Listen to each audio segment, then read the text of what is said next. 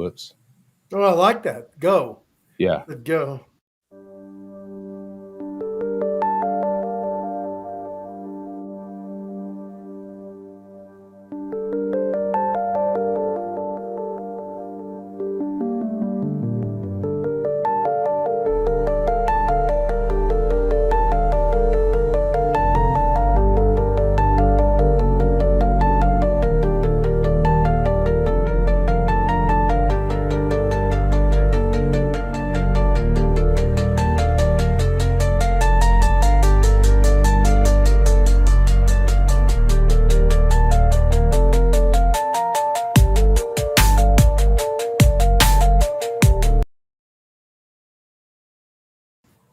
Hi. I didn't realize that it had that music had that kind of build up to it. You know, I wasn't expecting that kind of build up.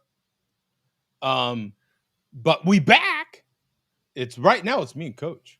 Well, This, hey, this is what you get right now. This is what's up, man. that's just fine. That's just fine. Yeah, That music made me feel like I was in another dimension. Like, what the hell's going on? yeah. Like It's where cool. would you want to be alternatively right now? Right, right. Where would you be your what would be your destination? Imagine if I smoked a joint. That'd be amazing. I'd be like, I what? I think if you were smoking a joint, that would be the music, That would be, yeah. right? You're right. That would be the music. Yeah. Just, That would be the music. That's what's actually playing in your head. Yeah. and then I'm eating cereal on top of Yeah. that. See, like Dave says, Yeah. Joe D is on the Mad Honey. I think I think that is what it looks like and what it sounds like to be on Mad Honey. I think that's yeah. I think that's accurate. I've never tried it. So, yeah. Me neither. But Good. you Good know, to DZ. DZ's, maybe he's right. I don't know. yeah, I don't know. I don't know. His guess is as good as mine. You know, Right. so why not? You know, it's more interesting that way. You know what I'm Yeah. saying? I kind of prefer that. So, how you doing, Coach?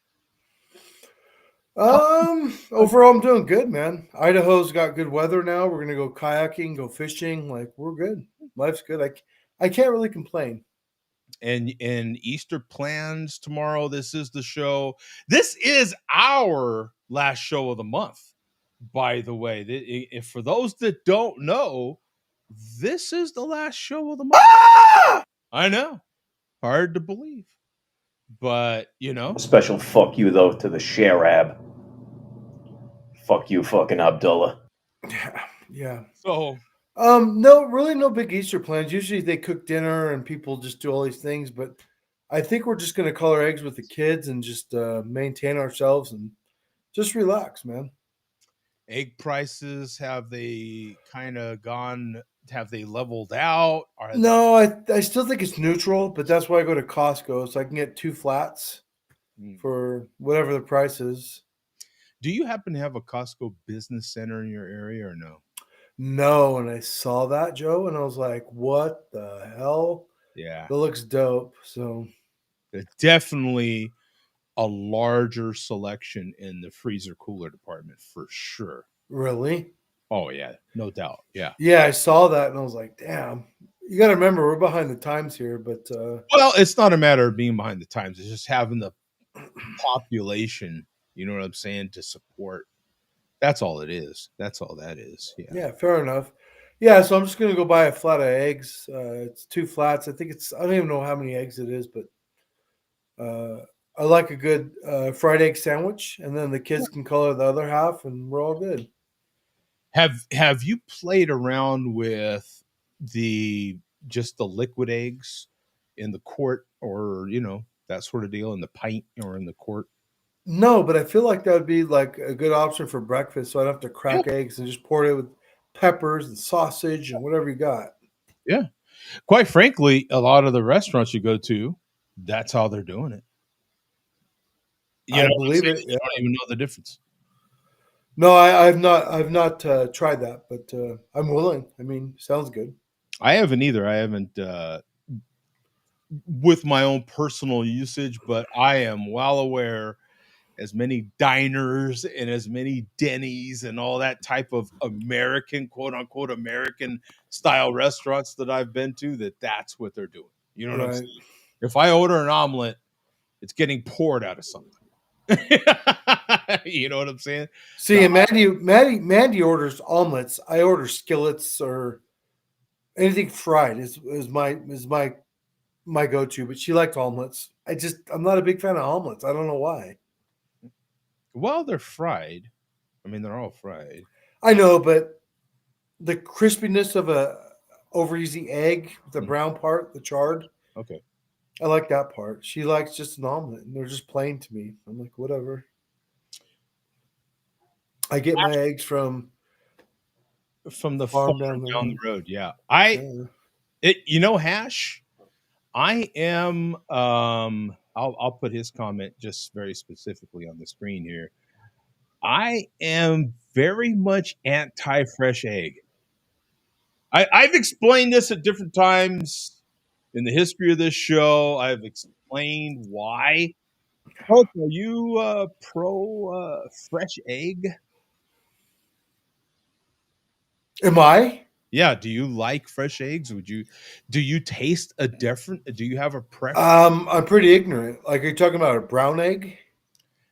Farm fresh. If someone you knew had, or have you bought chickens from someone that raises eggs? I'm sorry, from someone that raises chickens. No, I'm not against it because I live in Idaho, so I've had fresh eggs. I mean, I've had them. They're not pasteurized like milk and other eggs, but yeah, I've had fresh eggs like that way. I've had brown eggs. I don't really see a difference, but yeah, I don't know. Yeah, Hash says they're $2 a dozen. It's crazy. Price. That's Yeah, insane. $2 a dozen right now, man. I'm telling you what. I'm willing to buy them from you, Hash, and have them shipped. Yeah. I feel like I feel like I'd be saving money if I bought them from Hash and had them. Hell, I'd give you an extra $1 a dozen. Have them shipped, and I'd still be saving money. I was gonna say you're still saving money. Yeah, absolutely. I don't know. Like I said, we're gonna boil the eggs for the kids, let them paint them, hide those fake eggs, and that's just pretty much it, man. Go to Costco. That's my go-to. So I am anti fresh egg. You know what? I'll tell you why, man. Because years ago, now I used to. There's been several people that I know. Currently, I know at least 3 guys that sell eggs. Won't buy from them anymore. Years ago, I used to buy fresh eggs and from a guy I knew, and everything was fine. Everything was great, right? You're buying the stupid eggs, and you get the eggs, and it's all good until I'm making breakfast. You know, I cracked an egg. It's all good. I already know it's coming. Let How me hear many it. you want? Oh, I want another one. All right, cool. Blap. What? Ah! You know, I got a chicken in Yep. the pan, bro. A little baby chicken. And there's blood and there's the whole It nine. Yeah. was disgusting. And I'm I know. Yeah. What? I don't give a flying rip. I am getting all my eggs from that point forward. It wasn't until recently that I would buy a brown egg. They had to be white. I was racist when it came to eggs.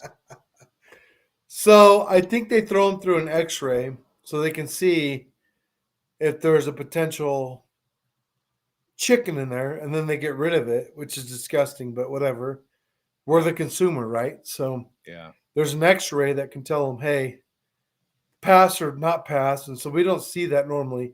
I'm surprised you saw that. It's disturbing, isn't it? Yeah, and then when I told my coworker I was buying the eggs from, he just kind of chuckled. Yeah, every once in a while you get one of those. I'm like, hey, nuh-uh. That was a one and done, son. Not me. Hey.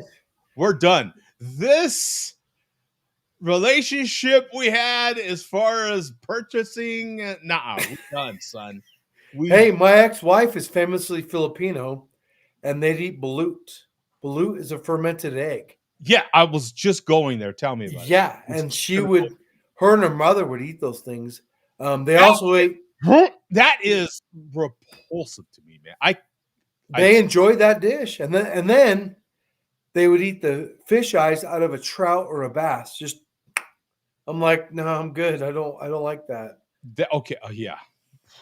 Oh yeah, no. That's But they're, hey, it's their culture. I can't knock them. They're Filipino. My son's I Filipino. can. I'm like I'm like, hell no. Oof. I don't know. I've seen the videos on YouTube. You know, people and it's supposed to be a delicacy, and you can see the poor little chicken all like this in there. And I mean, they're deceased, if that helps it. But yeah, no, they're obviously not alive. It's just the fact that you can see the God blessed chicken right. and you chose to put it in your mouth. Like, where did that start? You know what I'm saying? Someone started it. Don't give me hundreds of years, don't give me thousands of years. Someone started it. Someone looked at that and went, you know what? That looks delicious. They'd put patis on that, which is fish oil. Yeah. It's not bad. Fish oil is kind of disgusting, but they put patis on it, and boom, down the hatch. I'm like, so I'm watching them. So I'm like, do you want one? I was like, no, absolutely never. I will never try that my whole life. Never is So, right. and I mean, really, I'm sure it tastes okay. It's super salty, but who wants that in their life? It's Dude, disgusting. and everything about that Yeah. is disgusting to me. Seeing a chick fermented and then the smell of that fermenting and to shove that, to be like, you know what, coach, you know where I'm going next. Yeah. If she doesn't put everything else in her mouth and swallow, Right. Yeah. I never thought about that way. Yeah. Yeah. So my ex-wife's Filipino, as you know, right? and she would just shove shit in her mouth. But now I'm upset with her now more because Yeah, I'm like, is this really this bad? You're eating fermented duck and fucking fish oil. So yeah. is this thing that bad? You don't I, like 3 I'm inches? trying to figure out what it was you were talking about. You were eating. I thought maybe you meant the eggs where the yolks start turning into a chicken and there's feathers on them, and people eat those. Yeah. Oh no, it's fermented duck and fermented chicken, and then when they unalive these things, they pour fish oil on it and they just eat it. Filipinos love that stuff, which is fine. That's their culture. They make good food, but no, I'm good on. It's called balut, balut. Joe, you know about it, so I've seen the videos. yeah. As disgusting as that, It smells crazy. that's the thing. When you ferment something like and it's like, okay, the longer the fermented, the better or something, right? Like it's supposed what oh boy. Time to start the show. Yeah, that's Billy D actually. What balut, right? Is it B? Yeah, balut. I don't know how to spell it. Balut. It's called balut. Filipino BALUT, balut. maybe BAL? Let's try that. BALUT, but that's just a guess. Oh yeah, here it is. BALUT. Yeah, balut. Yeah, let's give this a look-see here, man. So, but my ex-wife would eat this with her mother, along with fish eyes out of She a would dead eat her fish. mother too. Whoa, wow. No, they'd eat balut. They'd eat. Her mother would eat it with her. Okay. Yeah, fermented duck eggs, and Here's chicken eggs. I'm going to show you how I eat balut. It's very simple. Yes, these are the ones with the duck embryo inside. First, you Okay, yeah. So it is the embryo. Yeah, yeah. Access to balut. And then there's going to be a membrane that holds a little bit of soup. You want to peel that and soak up the juice. This is super delicious. Oh, Think of it as like a hard-boiled egg with the chicken broth included. And then I just continue peeling to reveal more of the balut. This is what it looks like. There's 3 parts to a balut egg, which I'll show you in another video. Okay, so Oh my you God. can put salt on this and then munch on it that way, or you can dip it in a really good vinegar and salt. I'm gonna open this one for the first time just for you. well, that's a deal breaker because Bum don't do vinegar. No, I can. No, I'm not a huge fan of it. I can. I don't like pickles. Oh, okay. It's Yeah. disgusting. I've seen people do Okay, it. so This just is gross. dip, and then put salt on top. Oh my God. Double dip. Need to replenish your vinegar. More salt. There's Yeah, that's what I. Let's see the head. There's no.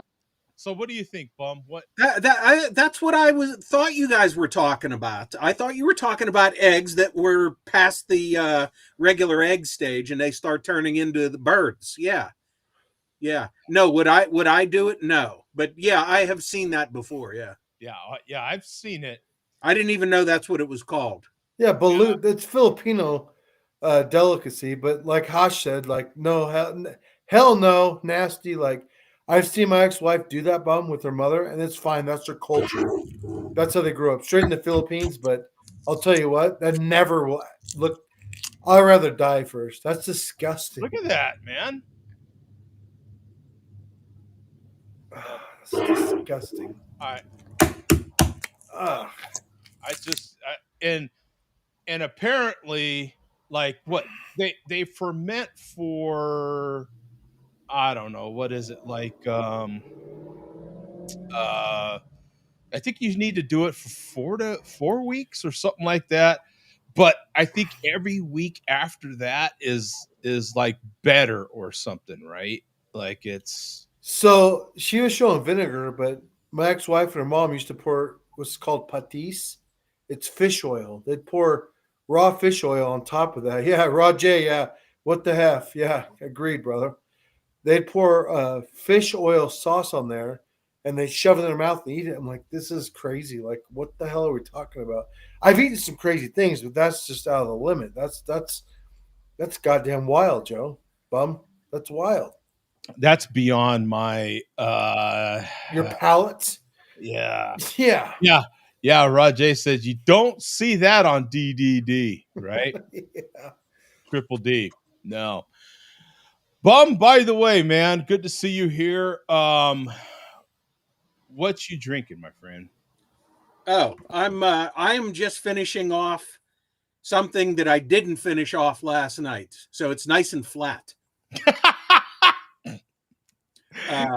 From We've all been there, you know. Yeah, semi-local Appalachian Brewing in Harrisburg, Ragged Edge Espresso Stout, just a plain old coffee stout, and it still tastes good a day old and flat. Yeah, I'm sure it does. 6%, 5%, 6.3. Okay, all right, wasn't far off. Yeah, drop the link for Raw J so you can join. Oh yeah, I did drop it in there earlier. If you can't find it, I'll drop it again. He said the link was no good, dog. Oh, it wasn't? No, I'm joking. Oh. That's what the chat always says. Dude, Raw J's all over TikTok and Instagram. I see him everywhere. He's been doing some big things. He's an influencer. Oh, I know. No, Rod J, he's big time, bro. He's big time. We used to play a game show, and hopefully Rod joins the show. But me and Mandy used to play a game show with him and 2 other couples on his live, and we had a blast. That was. Now, Bum, I had a legitimate Mexican lager on here. In the new can, I have not had this version, but the Tecate Light in this new can, I don't know. That's one I still have not been able to find in anything but a 12-pack. So okay, I may cave in eventually and buy one. Okay. Bum, ask him about the other thing he's drinking. It's freaking amazing. All right. Now, currently, I'm drinking a more common Mexican beer, and that's Miller Lite. Okay. That's not it, Joe. And that's not it. Hey, we all know this is commonly drank with tacos, man. This is This is the official taco beer right here, man. You know, Tacos de fundio. that's Yeah. so. This is the other There it is. Mexican styled beer. Ah, But I've had this on here before, the Mexican hot chocolate bourbon barrel aged imperial stout from Tombstone. Their latest variant, 15.5%. I've had this on here a few times. Hell, I think I even sent it to you guys, didn't I? Was it a different variant? I don't recognize that label. Yeah, it might have been a different variant. Oh, he's actually eating right now. Or he said, well, he was eating until you showed the eggs. Yeah, right. Yeah. Yeah, it's oof. Yeah, I don't blame you, man. That's we were talking about fresh eggs. Someone brought up fresh eggs. Because Coach was telling us about his Easter plans tomorrow, which involved coloring eggs, and then we, you know how we do. We start spinning off of stuff, and Do we do that? it's very rare that we go off on tangents and different other splinter off into other subjects, but every once in a while we can't control ourselves and we do that. Yeah, I think I may recall once or twice. If there was ever a show where we didn't do that, Yeah. I think people would start to become a little more suspicious. Like, what the hell's going on with these guys, right? But that led us down that rabbit hole, and the next thing you know, we're because I don't, as you know, I don't hate fresh eggs.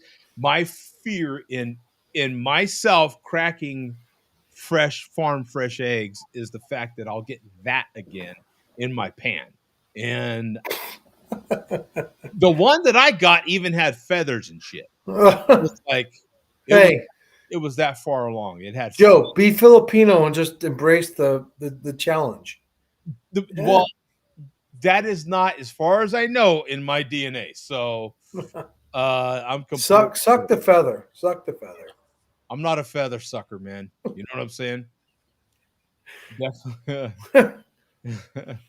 Definitely not a feather sucker, man.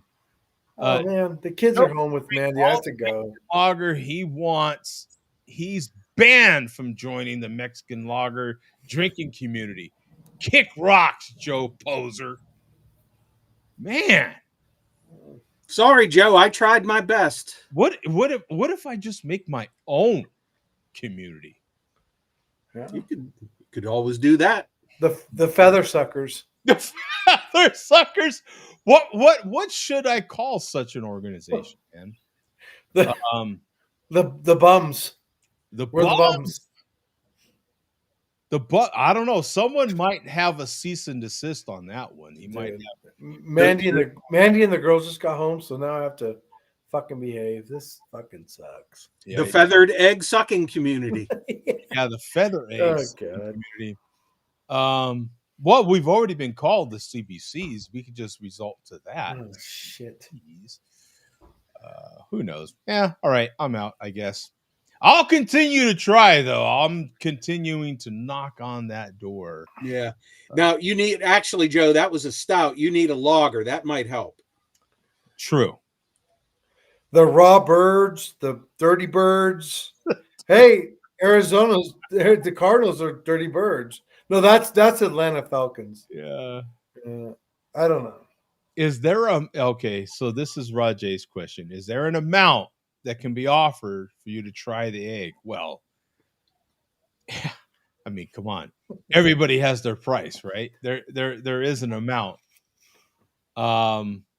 If it involves a couple of commas, well, there we go. Let's talk about it. A couple of commas are involved in a particular number, any number. And some zeros behind it with the commas. What say you, Bum? What would be your number, Bum? I'd have to think about that because that is something I really would not want to try.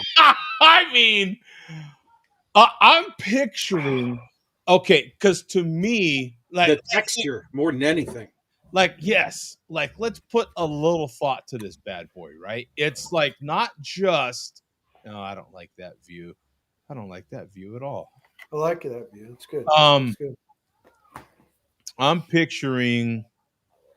This is what's going through my head. Okay, you get the jar or what, however these. Well, they come in a shell. Okay, so you got the shell. First of all, I'm picturing the smell of this thing. Right? I picture the smell. Right. It probably has some kind of funky smell to it because it's fermented. So you're already like you're getting the mild hint of what's to come. And then you've got the whole hitting the egg, knowing what's in there, hitting the egg, cracking it open, and then if you happen to get that membrane, and like that gal called it, the soup. Yeah, Now I'm good on the rotten crotch smell, Joe. you get That's good. I'm good. It's soupy, disgusting. the soupy Um, fermentedness Stop this guy. This is disgusting. tripping, okay? And then depending on how far along your particular egg is, that thing could have feathers and right? If it's one of the better ones where it's more developed, you're talking about taking this sucker. And there's got to be a crunchy element to this thing. I don't give a damn how much you ferment it. I don't know, man. Can you get by that? Yeah, Rod J's throwing 100. Yeah, that would be one of those ones where I would say, yeah, I'll try it. And then when it came to it, I'd probably puke. Yeah, if someone was willing to offer me life-changing money, then I'm gonna get it done. Oh, yeah, life-changing money, sure. Right? Where I don't have to go to that place of work every day anymore. Well, we're gonna get it done, right? There's other things that I can do to help that along, I think, right? We'll figure it out. In other words, Hell, if yeah, as far as work goes, yeah. now I don't know if I'm going to retire in 6 months or not. I may not, but Yeah. best case, if I would, if I could make that 6 months go by and that day come tomorrow, I'd eat 3 of them eggs. Right. Exactly. I'm gonna And go. I would make myself eat them. I'm gonna go ahead and pour this one out, so that I can do like the wine people do and give it time to breathe. And while you do that, I'm going to look that up and just confirm that I have not had that. Oh, I mean, Bum, we're fans of similar stuff, and when it comes to stouts now, but I think where we vary a little bit is the bourbonness of a barrel. This one might be a tad bit Too bourbony for me. too bourbony. I think you would get through it.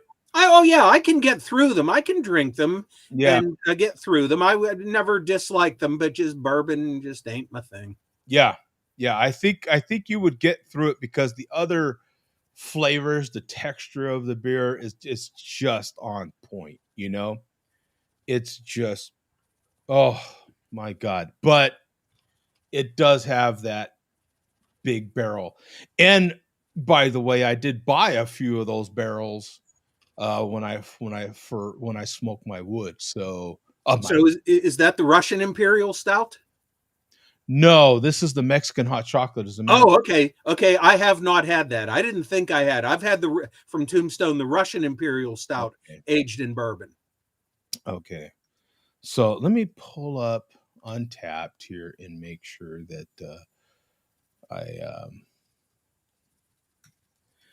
Actually, I've had the regular and the aged in bourbon barrels, and the only other Tombstone I have had is the some more the merrier s'more stout. Oh yeah, And oh, was that good? yeah. They just do these things right. Yeah, this one's even different. Yeah, because this is their latest one.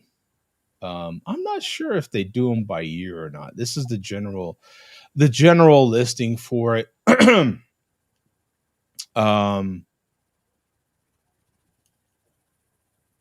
Yeah, this is the general listing for it, but this is the bourbon barrel aged. Maybe there is a different one for the bourbon barrel aged one. Let me just take a quick peek here. Let me do another search just to make sure. Well, I guess I could be showing you guys while I'm doing this instead of just doing it. That's not entertaining at all. At least you can see what the hell I'm doing. Let me see. So Tombstone.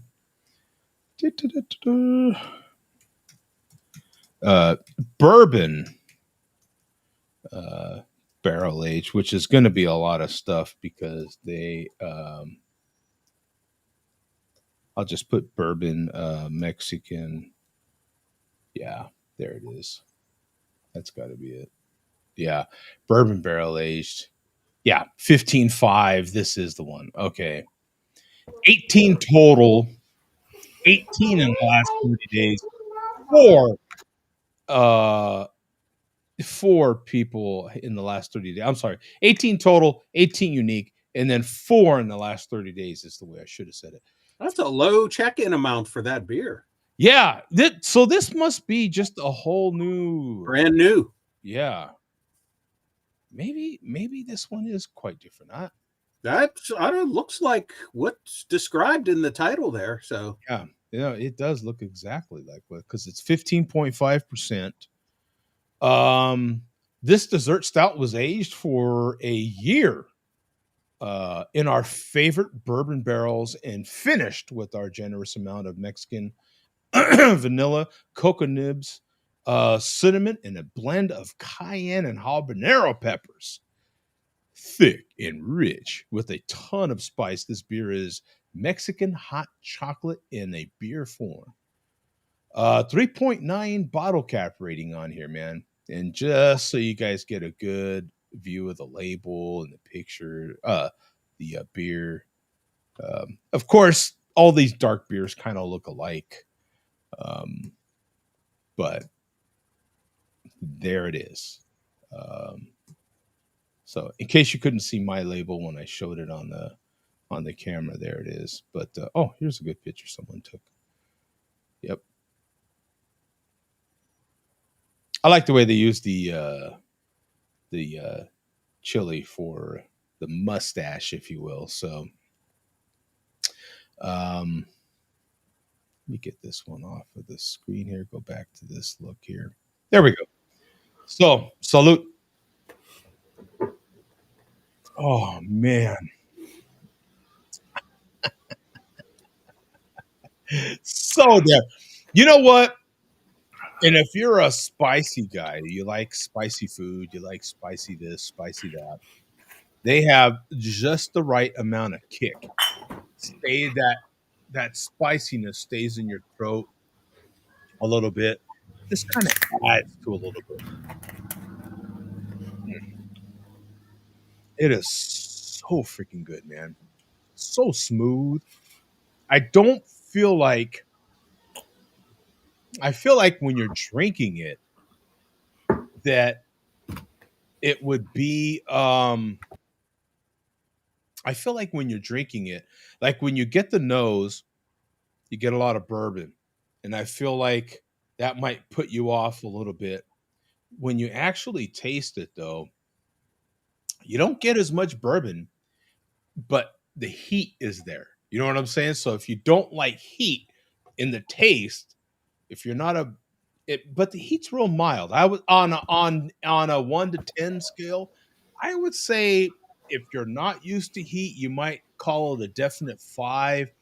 I like a lot of heat. I'm going to call it even milder than that, maybe a 4 or a 3.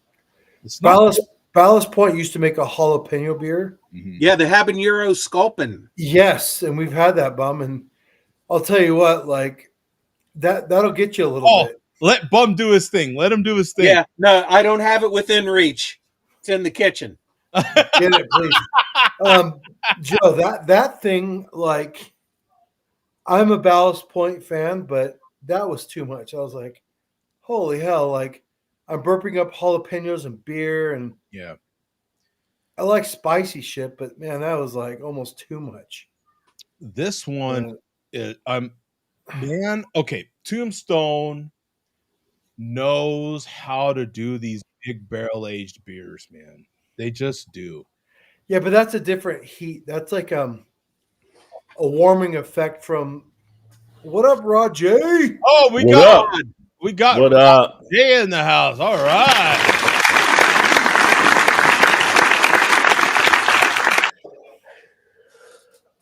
Oh, there it is. Look at This is from local brewery, 11th Hour jalapeno. Soon as you open the can, you can smell the jalapeno.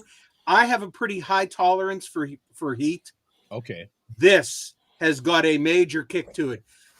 Coach, way hotter than the habanero sculpin. Way Really? hotter. Yeah. Because This is that stuff would make my nose run. This is possibly, and it's a pale ale, but it's possibly one of the hottest, probably the hottest beer I've ever had, and it tastes good. It tastes really good. Now, is it more fresh jalapeno or slightly roasted? Can you tell? Oh, you know better than to ask me that. Yeah. Rod, so we're talking about Ballast Point, and they made a jalapeno sculpin. Habanero. Yes. Yeah, I've had it. Yeah. And that it's not bad. It's just not good. It's just it's different. So when it's hot. It's hot. It's hot. Yeah. I put this way better than the Ballast Point. As being hotter than the Ballast Point one? It's way hotter. It was probably the hottest I've had. Way hotter than the Ballast Point. Yeah. Yeah, the dealing with pepper beers can be a fine line to walk for sure because some can definitely go over. I just finished a jalapeno IPA from Masthead earlier this week. It was really good, really well balanced. Great jalapeno flavor if you like jalapenos, but not over the top where it would kill you or so. Yeah. So it was pretty decent that they put together on that one. But the habanero, like Coach said, that one I thought was too hot. Most people, that was going to be a turnoff right then. So, you know. I gave it two choices, or two chances. The first one, I was like, all right, we'll sip on it. The second one, I chugged. Bad mistake.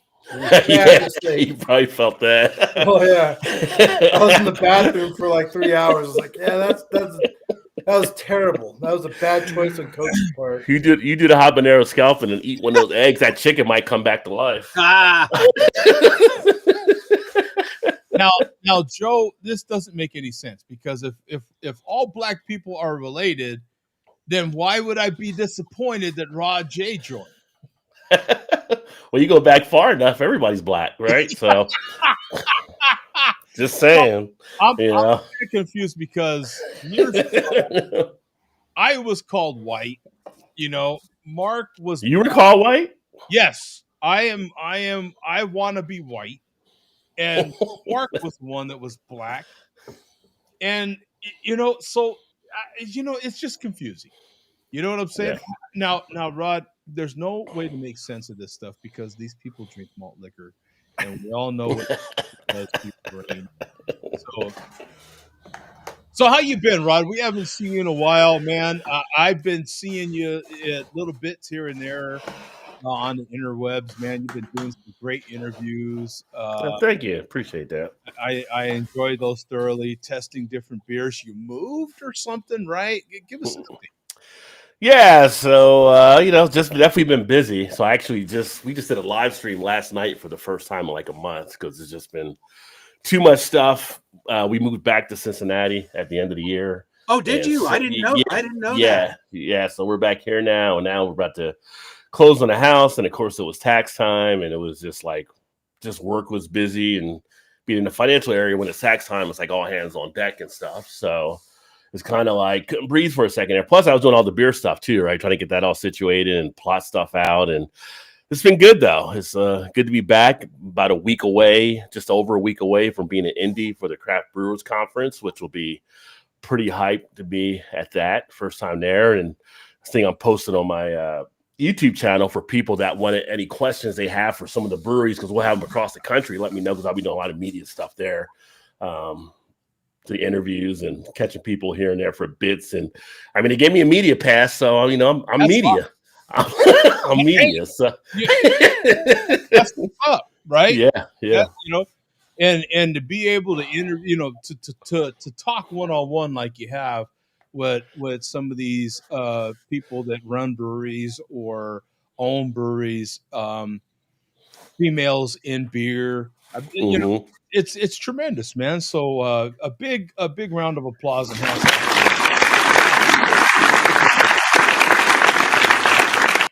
Absolutely, bro. Yeah, Yeah. honestly, Joe, I've been following Roger on TikTok and other platforms, but he's been doing big things. He's been doing great. So maybe I should comment more. I know you see my comments because you like them, but Oh yeah, definitely. I appreciate it. Always appreciate the yeah, support. And now I got people lined up for stuff, and it's just starting to get them slotted back in. People not just here, but people overseas that want to come in and talk about their beer brand and things. So it'll be good. Man, always cracks me up. well, that's what I was going to say next. Bum, you got to set Roger up.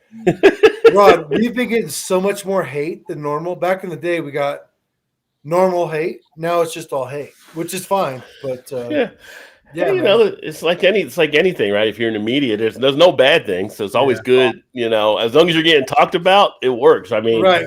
yeah. Pete Diddy's And getting now- talked about, but it's still building him success down the line. So not Dude, we have people Joe making either. cartoons. We have people making cartoons about Joe and Bum and Mark and yeah.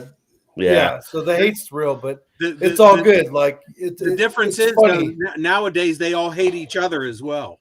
If you read the chat, I've seen that for some of the chats, some of the infighting taking place. Like, what is going on? We got some groups splintering off. But speaking of malt liquor, we've mentioned we're overdue to do a malt liquor live stream for one of the things too. So we'll probably do something at some point to get some malt liquor flowing. Now, It's always fun to go back and revisit. getting harder to find. Yeah, you got to get in those corner stores, you know, go in those areas where people don't want to go. Yeah, but you're in multiple places. So have you seen how hard malt liquor is? Like the selection is smaller. Yeah, I mean, I was just in one of our stores, and they still have like the Colt 45, the Old English, and some of those things. So you can still find some stuff around on it, but the limitation on the shelf space has definitely shrunk. And I think that's part of too with the younger generations not drinking as much. Because, you know, when we were young in high school, we drank the malt liquor to get the buzz, right? So malt liquor is a young person's game a lot of times out there. And if people aren't buying it there and the older people are like, no, I'm past that point, you're going to have to start pulling back on stuff. So I think that comes into play. Hurricane disappeared around here in the last year.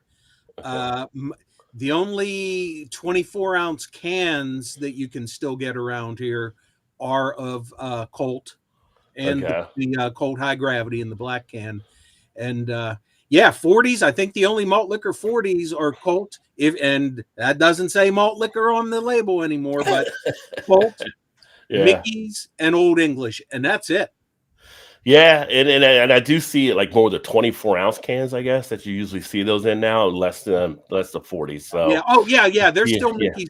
There's still Mickey's 24s as well, and Old English. I stand corrected. You're right. Yeah, but I mean, when I was in Baltimore before we left, I mean, the local corner store, I mean, their population and what they had, people were still drinking it, so you could get some stuff there. But I think in your more, I don't say like regular store, but your more stores like where we get beer to supermarkets and stuff like that around here, you don't see malt liquor as prominent. But you go into some of the offshoot urban neighborhoods, you can still find it there. So, you know, it is what it is. You know, it's always changing. Right now, the big thing that we have going is THC drinks are like crazy. Really? Yeah, So THC. Now, is that limited to just particular places, or is that kind of in general? You can get where is this being found at? Yeah, so in Ohio, in the beer store, like I was just in the other day, almost like one row was all THC drinks, and if you go to a grocery store like Kroger, I don't think they have them in there as of yet. I think they're a little bit more hesitant to have those in. But if you go to some of the specialty type stores, you're finding some space starting to get taken up. You also got some of the breweries like here in Ohio that are teaming up to make THC drinks with some of the makers of that. So breweries are starting to kind of kick that out on the side because they can turn around a batch of a THC drink in a lot less time than putting beer out there. And the younger people are asking for them. So it's working out. So Ohio at this point is in the process of trying to see about lowering THC levels in drinks because so many people are consuming them, I guess. But aren't the numbers still similar as far as like, aren't they trying to make a THC like a level 5, which is comparable to a 5 ABV beer? Aren't they trying to make them comparable? I have no idea. This is something I'm asking. I don't know if they do it. I haven't looked into it that way, but it's very common to have like 5 milligrams that you'll see on a THC can. It's like Cyclone Frog, who's becoming like a big name there. They're like a 5 milligram. Some of the other ones, but now we have other ones pushing the boundary. The one I saw yesterday was a Fruit Punch THC 50 milligram pint. Wow, 50. Yeah, and I was talking to the guy about that. He's like, yeah, you get one of the 5, it's like a couple hits off a joint, right? He said, you get the 50, you're definitely going full blunted. So you're feeling that can at that level. So, and they'll do a 4-pack for like just under $30. So people, they get those and they chill, crack one of those open. Okay, wrap your head around like, okay, so 50 milligrams in a 16-ounce can. 16-ounce can, right? And keep in mind with Ohio, because it was made legal, they actually have some of them that are more the Delta 9 than Delta 8. They have some that are combos, but they have some that are more just Delta 9. This is very interesting. Now, I am out of my league. I do not smoke, or I do not. You know what I'm saying? All I know is over the years on this show, at least, talking about some of the THC beverages starting to come out. And I think it started with water in Colorado, if I'm not mistaken, years ago. Mm-hmm. I think it was a Coca-Cola company, if I'm not mistaken. It may have been because there were some combinations, like one of the ones that people were waiting to see. The big boys that owned a particular water company that was coming out with, doesn't matter. All I'm saying is that's kind of where I was getting that's where I started getting my info. And they were trying to keep it at least to a 5, and I feel like maybe a 8. Yeah. Or a 9. And you remind me of the milligrams. But 50 is so high that I feel like a 50 would be like 150 proof or something. Like what would that I haven't tried it yet, but it's got to be powerful. I mean, that's like the highest I've seen thus far. As far as in drink form, now I've seen stuff in the edible form getting over 100. I've seen 420 milligrams on stuff before too.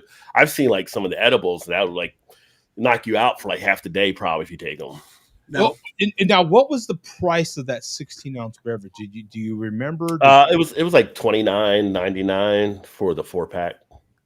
For the 4, so $7.50 a piece, basically. Yeah. So, but it's so funny because if you bought it individually, they were selling them for like $12.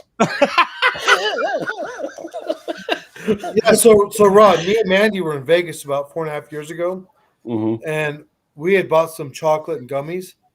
Oh my gosh! So we're just sitting there in the Airbnb, and probably about an hour later, I'm like, we're watching Dateline, and then she's like, "Man, I feel really funny." And I'm like, I'm gonna go eat cereal because I'm already know what's going on. And then I think it was the next day, we're supposed to be at the same construction site where she's supposed to be with me, and I didn't call my cousin and say, "Hey man, I need a couple more hours, man."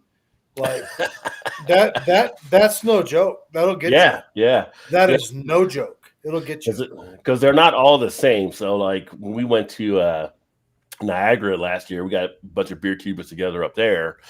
And you go to the dispensary, you go into this whole dispensary, you got to wait in line, someone comes take it. You got to go to a kiosk, you type in what you want, they go in the back room, they fill the order. But like their gummies were limited to, I think it was maybe like, it wasn't even 5. It was like less than that. You got like 10 in a pack or whatever. And it was like a 10 milligram pack, like 1 milligram or something like that. Because they got stipulation on it. But at the same point, you can get bud, you can get like actual weed there. and you're fine. But if you get it in the gummy form, it's less. We had a bud tender, not a bartender, a bud tender. Yeah. And when we walked out there and got home, I was like, man, this is nuts. Like, this is nuts. And then 3 hours later, I was like, what planet am I on? Mandy's looking at me like, is there cereal? I'm like, oh man, let's not talk for 10 hours. Yeah. So Rod, I don't know if you've seen St. Ides makes a high tea, which is sold in states where, recreational is legal. And the former malt liquor drinker, 40-ounce Causer, now just Causer. He's not drinking 40s anymore?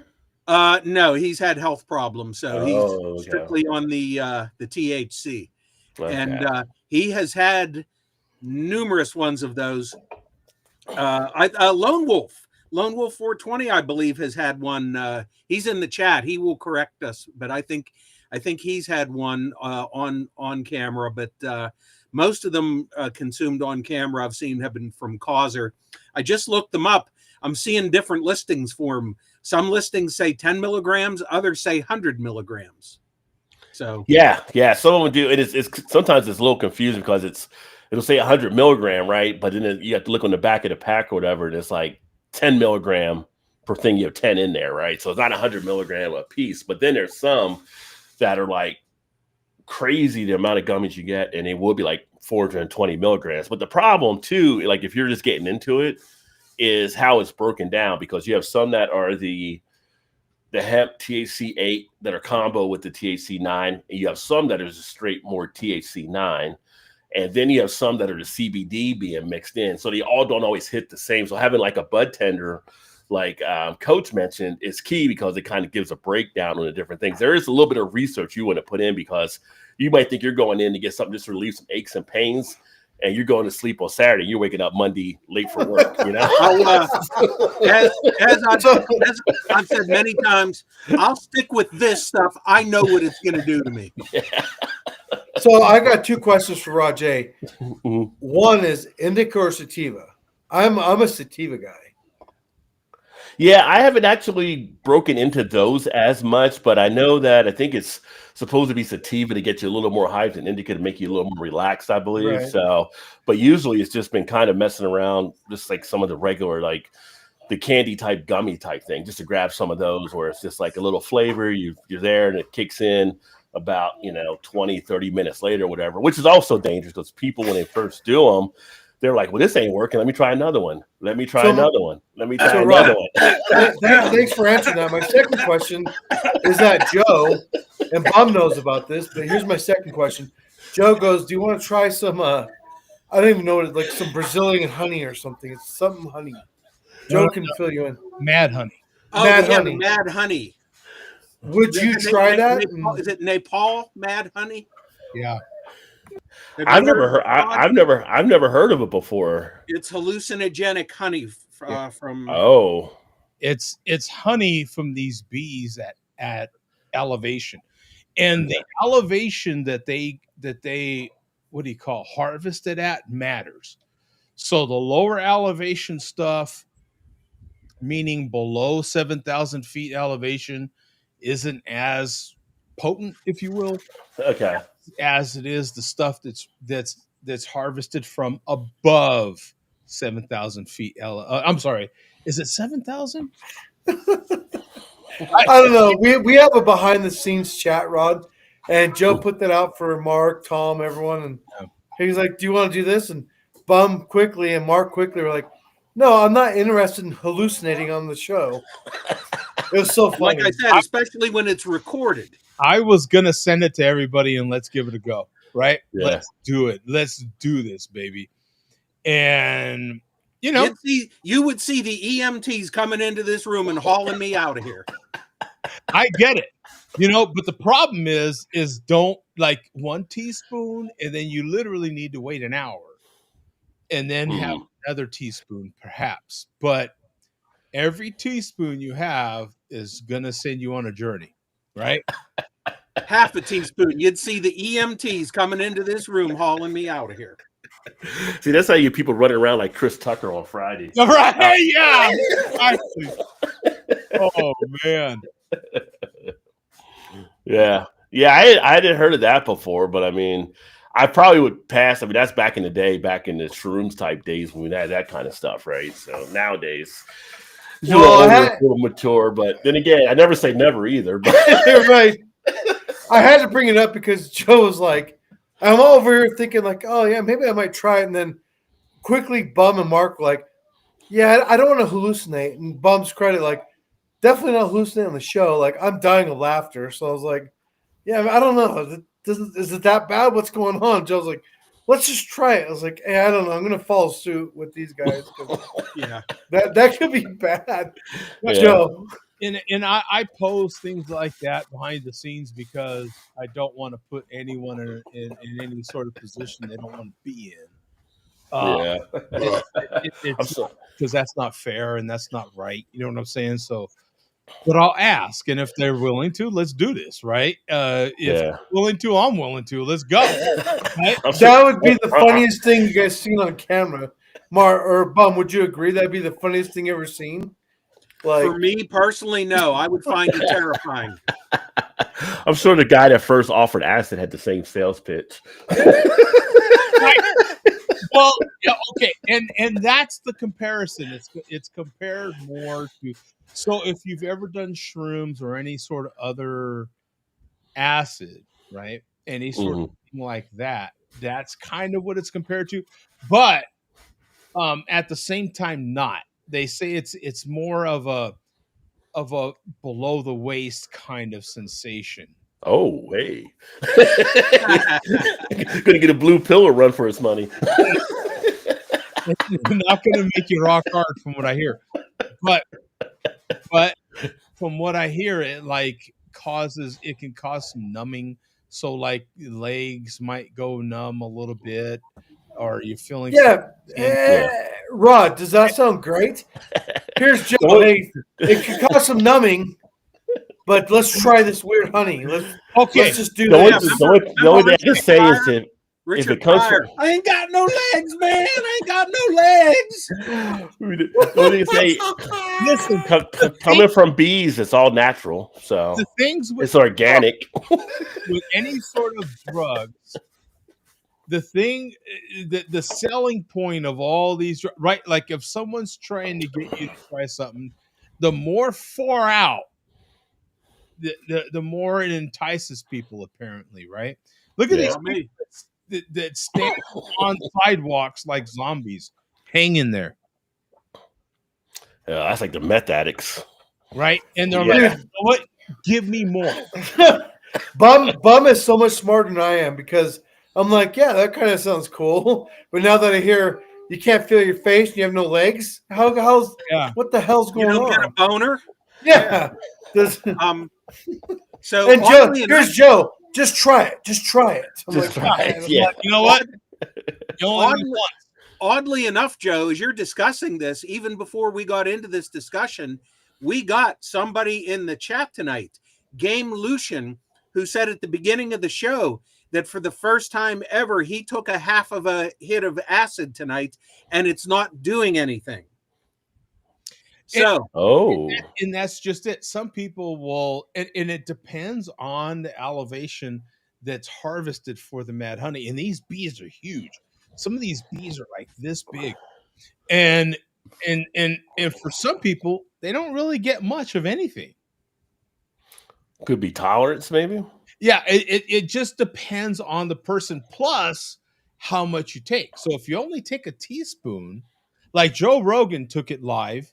He never really experienced much at all. He's got a high ass every tolerance. hallucinogenic ever discovered or invented. Joe Rogan does DMT. Joe Rogan does ayahuasca. He does. Sorry, Bum. Sorry, Rod. I thought Joe was our friend.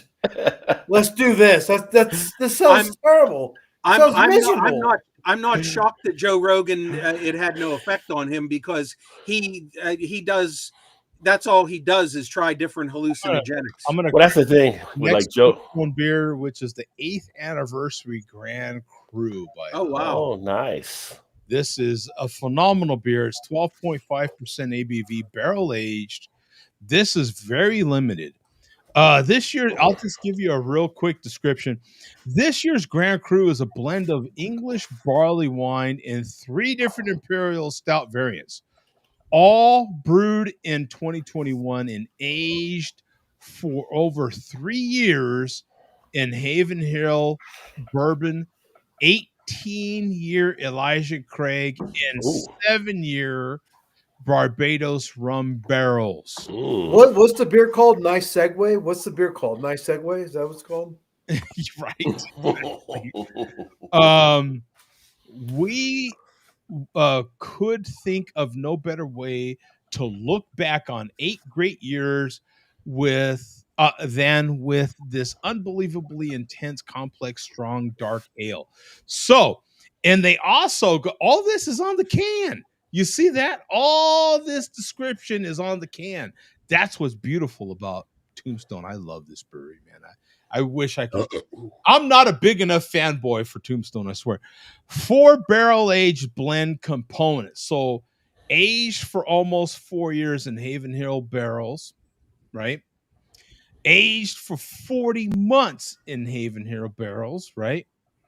Aged for 3 years in Elijah and Craig 18-year bourbon barrels, and then aged for 3 years in 7-year Barbados rum barrels.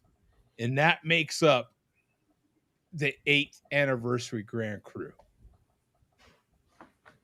Nice. Just to give you an idea of what I'm about to partake of.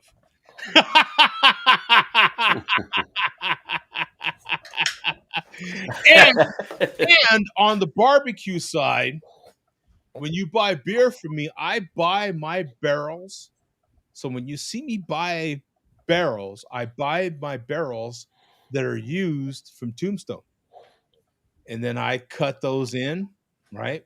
And I smoke my meat with them. So this same beer also makes fantastic barbecue that I should charge extra for, but I don't. Whatever I happen to smoke the meat with is whatever I happen to smoke it with, and you benefit from So it. you may be one of the lucky ones. You may be one of the Maybe. Yeah. It's just how it falls. Whatever the wood is what it is. Joe's got wood for you. Just take the wood flavor. Joe's got the wood, but that's because he didn't eat the mad honey. Now, this is straight out of the can. It hasn't had time to do its thing. You know how it is, Yeah. and Rod, like it definitely changes once it's been sitting here, let's say 15, 20, 30 minutes. Oh, okay. Now, compared to the Mexican hot chocolate, it kind of doesn't, right? Because you don't have that spicy element to it. You don't get, because it's been in those 4 different barrels, you don't get, it has those 4 different variants to it. You don't get like just a particular bourbon. It's been in a rum barrel. It's been in this barrel. It's been in that barrel. So it is so freaking dangerously smooth. It's 12.5%. It's one of those beers, Rod, where you just don't taste it.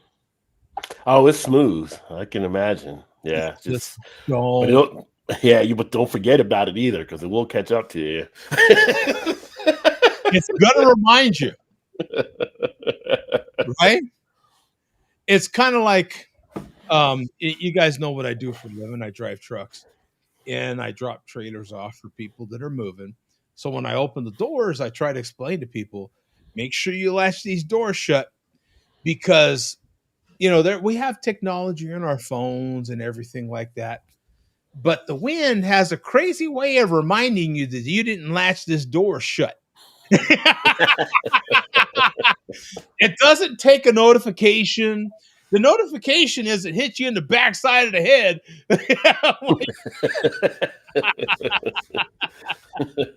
It'll remind you real quick when you're knocked out unconscious because you didn't latch the door. Yeah. It's funny with the the truck thing. It's like somehow on my Facebook, I'm getting like all these different truck videos of truck drivers, like stuff. And it is interesting just to watch like some of the stuff happening out there and some of the dumbass thing that people do, cutting off trucks. Like, why would you, the way they drive out there, why would you do some of the stuff you do? And then you get slammed into the guardrail or something. Like, what are these? It's just crazy. Like, you know, if you're near a truck, pass the truck or fall back. Don't sit there on the side of it, hugging onto the side. Like, you know, what are you getting that more on Instagram and Facebook? More Facebook. Yeah. Mainly it's all been Facebook, actually. Out of the blue this year, Facebook has been pounding me with trucking videos. All of a sudden, I've been driving trucks over 30 years. All of a sudden, I've been getting them this year. Mm-hmm. And there's no stopping it. The problem with these videos is, as a seasoned truck driver has been doing this for decades, I know damn well the overwhelming majority of these drivers should be avoiding these situations. Because right? And a lot of times I see these situations happening, and I'm like, man, why didn't you just avoid that? Why didn't you're the professional driver? Now, what's funny to me, and I hate to get into this whole thing on here, but it bugs me as someone that has represented himself in court. Well, I've represented myself. I don't know if any one of you guys have ever done it. Rod might have, because he's close to someone that is familiar with court. But if you've never represented yourself in court in front of a judge, it is the scariest S you'll ever do in your life. I feel like but if you could do it, survive and come out on the other side with whatever you want to call a victory, is the most thrilling thing you ever done in your life. It's like, ugh, we effing won, right? It's like, I don't know. It's just exhilarating. It's the most. I have served my country. I have done so many other things like that. And to me, like going through the American judicial, I can't say judicial. What he said. Judicial, man. What he said too. You're making me think a lot. It's the that beer's kicking in on Joe already is what it is. I served my country, and that is the most American thing you can do. To me, it's the most American thing you can do. Is you have the right to sue or to be sued and still represent yourself in court and come out on. You know, it's fantastic. And yeah, shout out to Joe D. He served our country, and Joe guarded nuclear. I have sued. Now, most of the time I've been to court 5 times.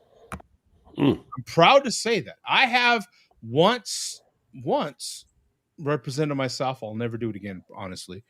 And in the other times, I have sued people, the other 3, and been sued once, right? I was number 2, Roger. He sued me once.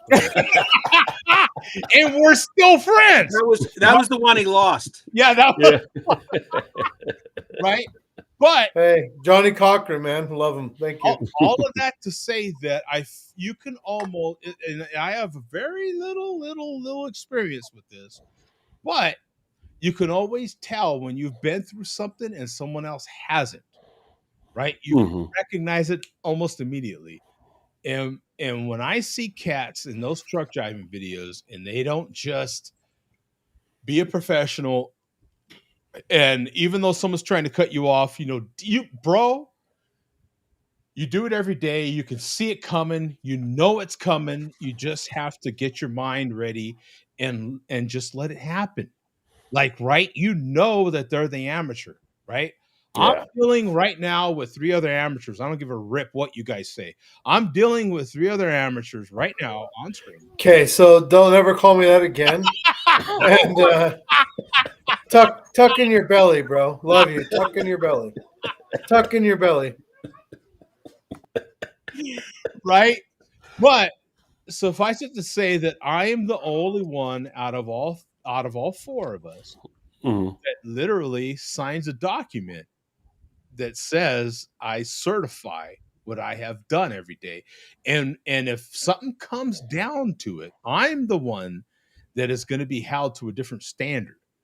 And a lot of truck drivers don't realize that when they're making these God blessed videos that will incriminate them in court, because a judge or a jury or a lawyer that's really good at what they do, and they don't have to be that good to incriminate you, will say, well, you could see this happening. Why didn't you? Right? Right. It's a right that you're supposed to react. Yeah. Yeah. Rod, you're everywhere. I see you everywhere. I apologize for our host. Our host is feeling himself. He's a little bit inebriated. That's fine. So there's a little guy named Billy D, a big guy named Billy D. I don't know. So, You know what? So sorry, Rod. You're a rock star in your own right. Joe D is too, but You know what?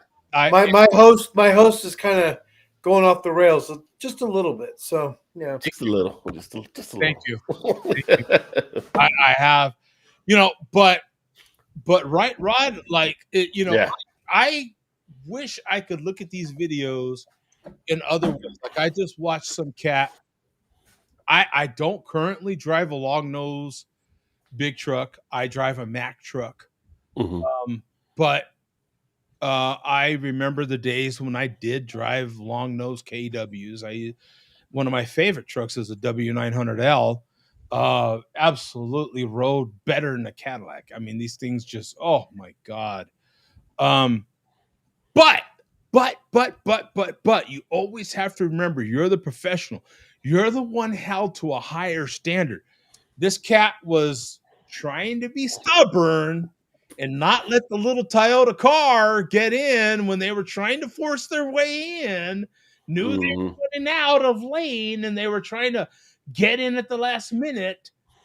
But bro, you've got to let that damn car in. Just let them in, right? Yeah. Why be so darn stubborn, right?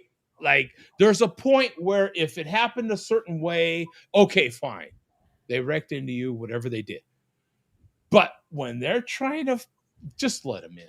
All right. Well, I think it's egos is a part of it though too. So sometimes Egos. that ego comes in, like, Come on, man. Like, we have these discussions at work, and I hate to get into it. I really hate to get into it. Hey Joe, let's just not get into it. Love you, Yeah. pal, but let's just not get into it. I'm going to crack this open while Bum does the malt liquor review. Oh, what is that? Ale Smith, that's out of San Diego. That ego comes in like. Uh-oh. I hear voices. I hear people. Yeah. Speed Laced Out Peanut Butter Cup just came out. Oh, that's a peanut butter cup. Peanut Butter Cup, 12% ABV. I'm gonna have to look for that one. Imperial Stout with cacao nibs, not cocoa, cacao. Yeah. Roasted peanuts, sea salt, and coffee. Had one of these last night on the live stream. It is solid. So oh man, I've also got the Grand Prix beers. I haven't cracked those open yet for reviews. Yeah, I'm going there right now. You just made that distinction. Please tell me the difference between like the cocoa and the cacao. Yeah. Well, the cacao nibs are, my understanding. I mean, I'm not in the brewery, but from what I know from the cocoa, that's more like the, when you think of like making hot coffee type, powder type thing, cacao's a different type of flavor or plant that's actually used, where it gives a little bit more of a, I wouldn't say like a spice type thing, but kind of when you think like whiskey and rye, where it has like a little bit of, when rye has a little more of a spice thing than just bourbon. Yeah, it's got a little bit of a twist to it with the cacao versus cocoa. But it's still, both of them kind of have like that chocolate sensation into it. Okay. And then they're doing it with the coffee. I always like stuff when I see like the sea salt. I'm a big fan, like sea salt caramels and stuff like that, and everything, or things with that to get that little, like Goza is one of my favorite styles because that salinity you get in the beer. So when I see sea salt or something, that grabs my interest. But peanut butter cup, I mean, my number one candy bar all time is a Reese's. So you put peanut butter cup on something, I'm going to buy it. So Hey, Rod, Monday's the national holiday, half price Reese's Day. I'll be loading up. Yeah. Yeah. The good thing with this one is I had this one last night. The thing you got to watch out, and you know this probably, Bum, and Coach, I don't know how much you're doing on the peanut butter beers is sometimes you get too artificial. Like some of the breweries you get, they say a peanut butter beer. It just tastes like too artificial, right? Yeah. And some actually use peanut butter. Some are using ingredients to make it seem like peanut butter, chemical type feel. This one does come across pretty nice as a peanut butter cup feel to it. So, but L. Smith doesn't mess around. I mean, they're always solid. Yeah. Now it's not being listed as available in my area, but I've learned that doesn't mean.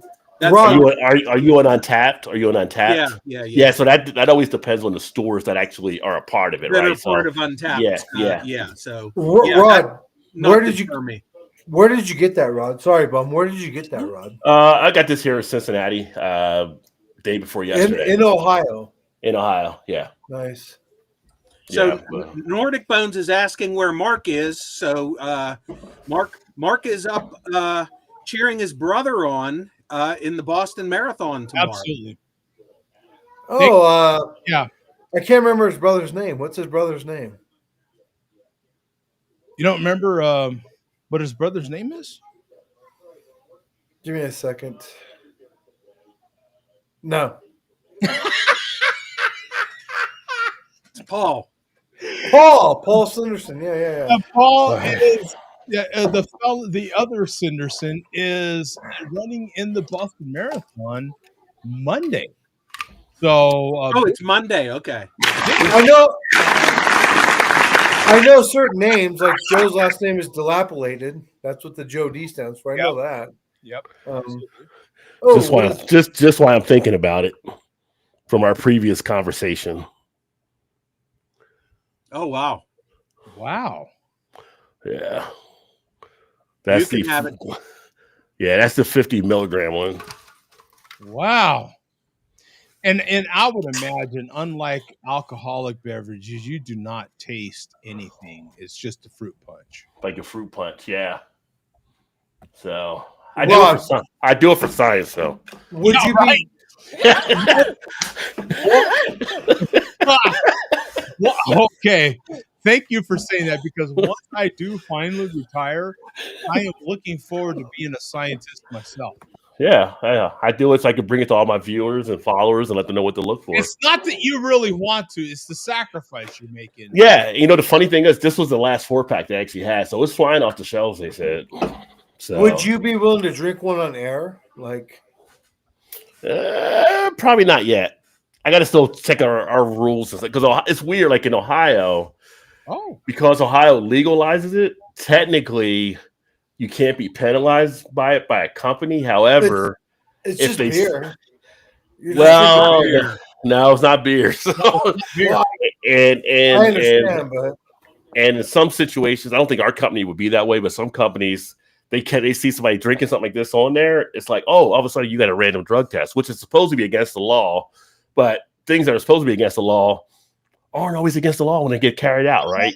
Well, and this is why I don't even so much as walk into one of those places, is because I have a federal license, and it may be legal in a particular state, right? A federal license, and it's not legal federally.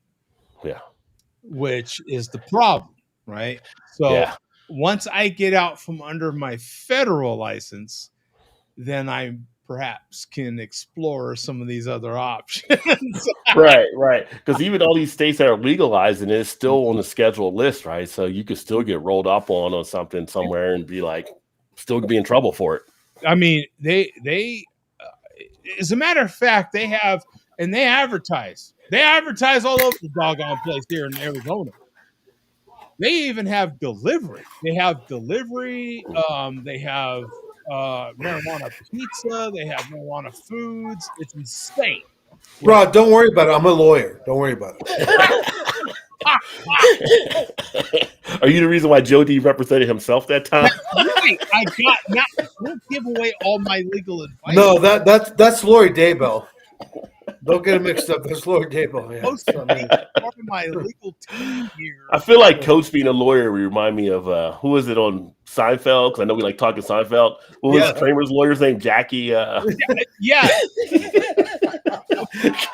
Coach being in court. That's just Yes. crazy. That's loquacious. That makes no sense at all. yeah. Joe loves Seinfeld. He does more than tell him, Joe. Absolutely love Seinfeld. Don't get me started on that, Roger. All I need is any encouragement. I have a Kramer. I have Seinfeld. I have a room that had not as bad as Bum's current room, but I have a room that has a lot of Seinfeld memorabilia. In What it. do you mean it's bad? Bum's room is awesome. It's not as bad. Oh, I'm sorry. I said the No, wrong- he means extreme. Yeah. Well, yeah, fair enough. Bum knew what I meant. Don't think I might do that at some point, Matt. Don't think I won't. Like, I can't tell you what's in the bag, but I think it was what I am curious about is what. Oh yeah, what Billy D thinks about all of this. There he is. Yes, the man, the myth, and the light. And by the way, I'm so happy Rod's here. oh, thank you. I'm glad to be here. Yeah. Glad Bill- to see you Bill- guys. It's been a long time. Sorry. Yeah, sorry, Rod, things have changed.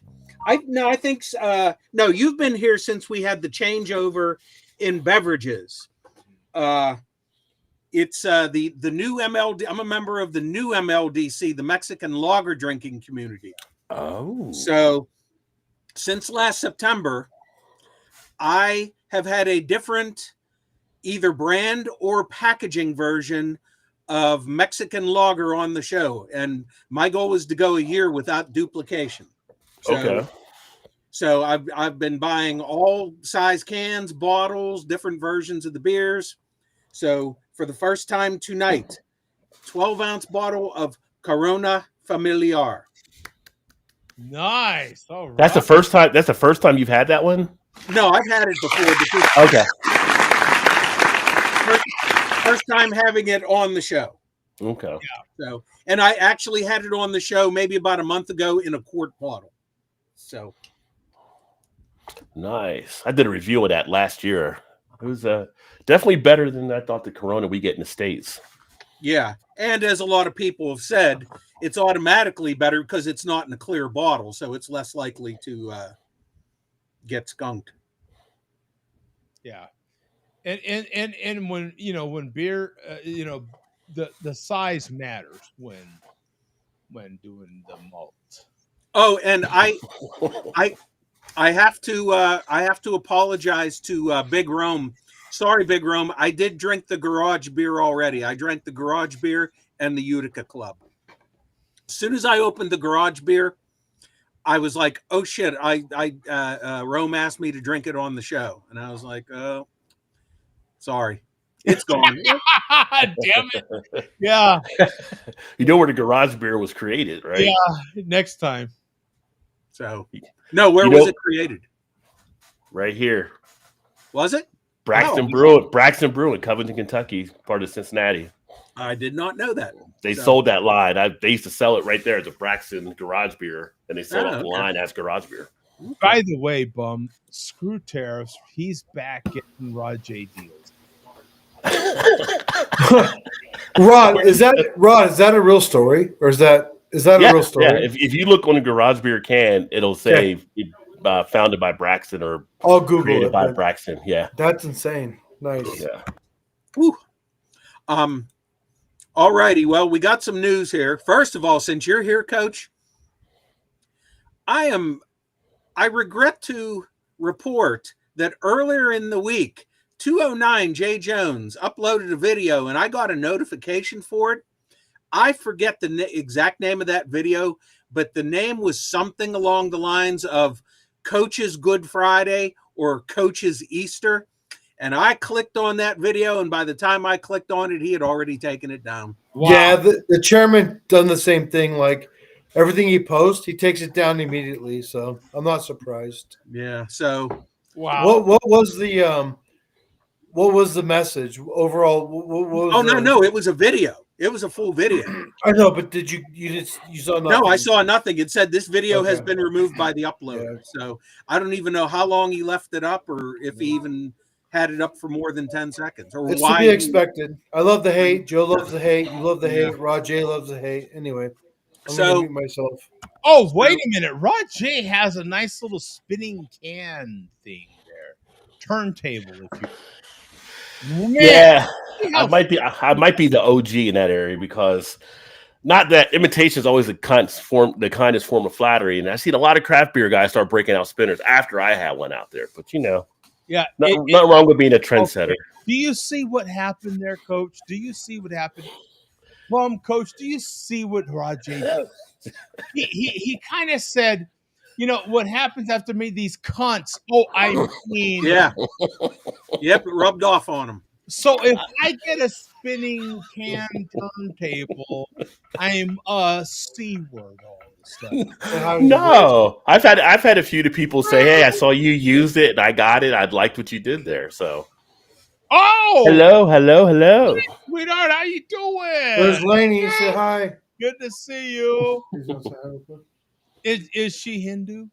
Is she Hindu? They're playing outside. We have nice weather in Idaho. For this is our second winter going on. So I didn't know. Nice. Like Yeah. Anyway, practicing East Indian gal or something with the dot. well, thanks for saying hi. So. She has a dot on the forehead. Bring Jyothi's Mexican roommate. Is that part of the culture to have a dot on her forehead? I didn't know if that was.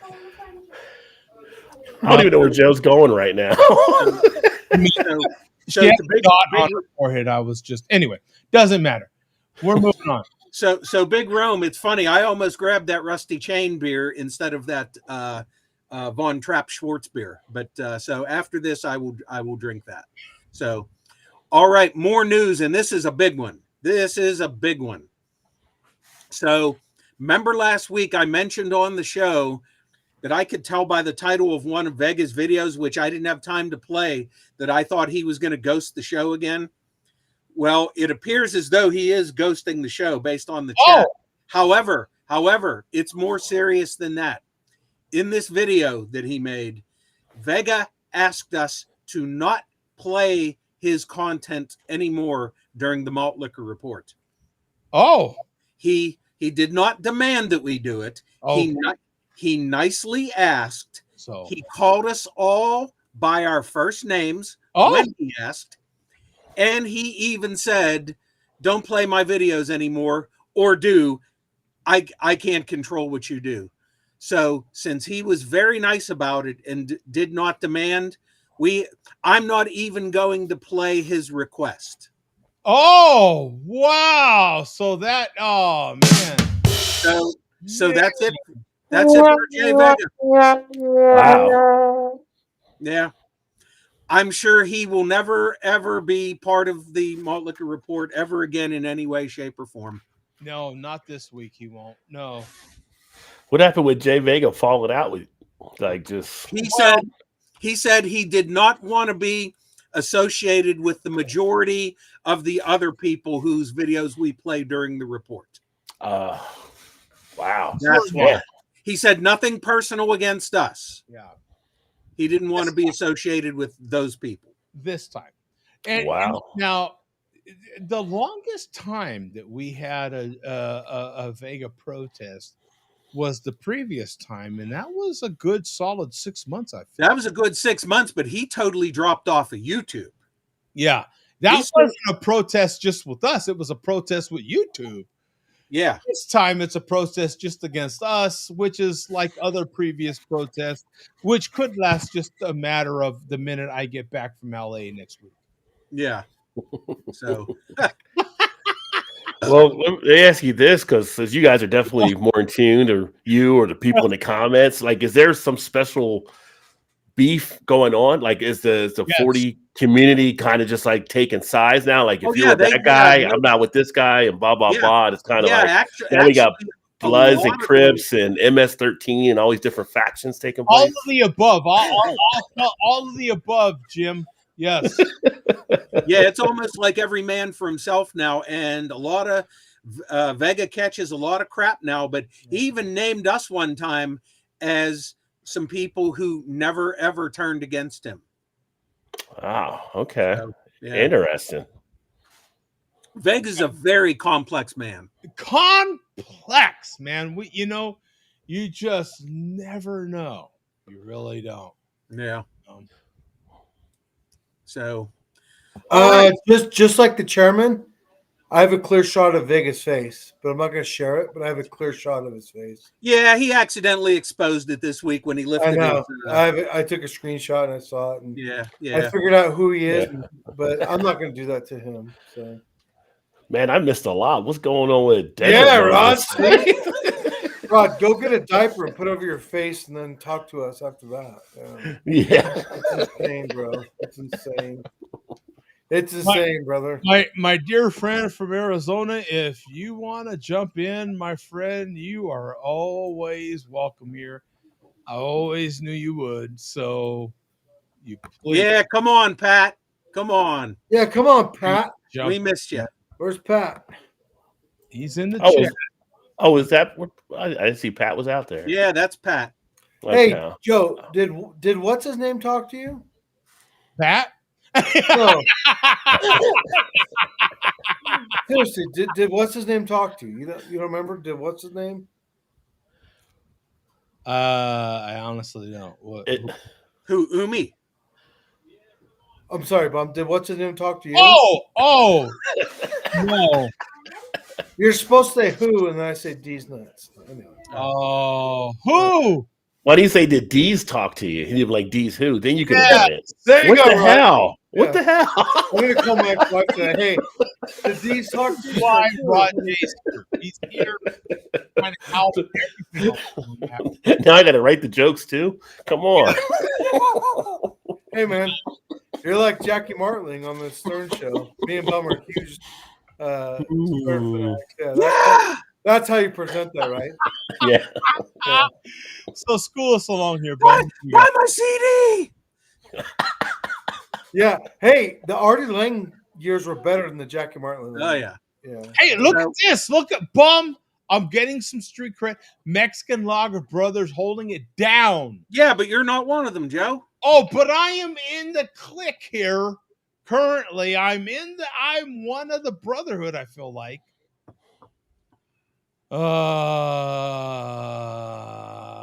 Oh yeah, see, look at that. Yeah, Pat's getting in here saying, I would never apologize for that, David. I am always a baller, boy. Baller.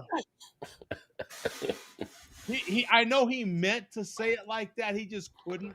So I'll do that for him.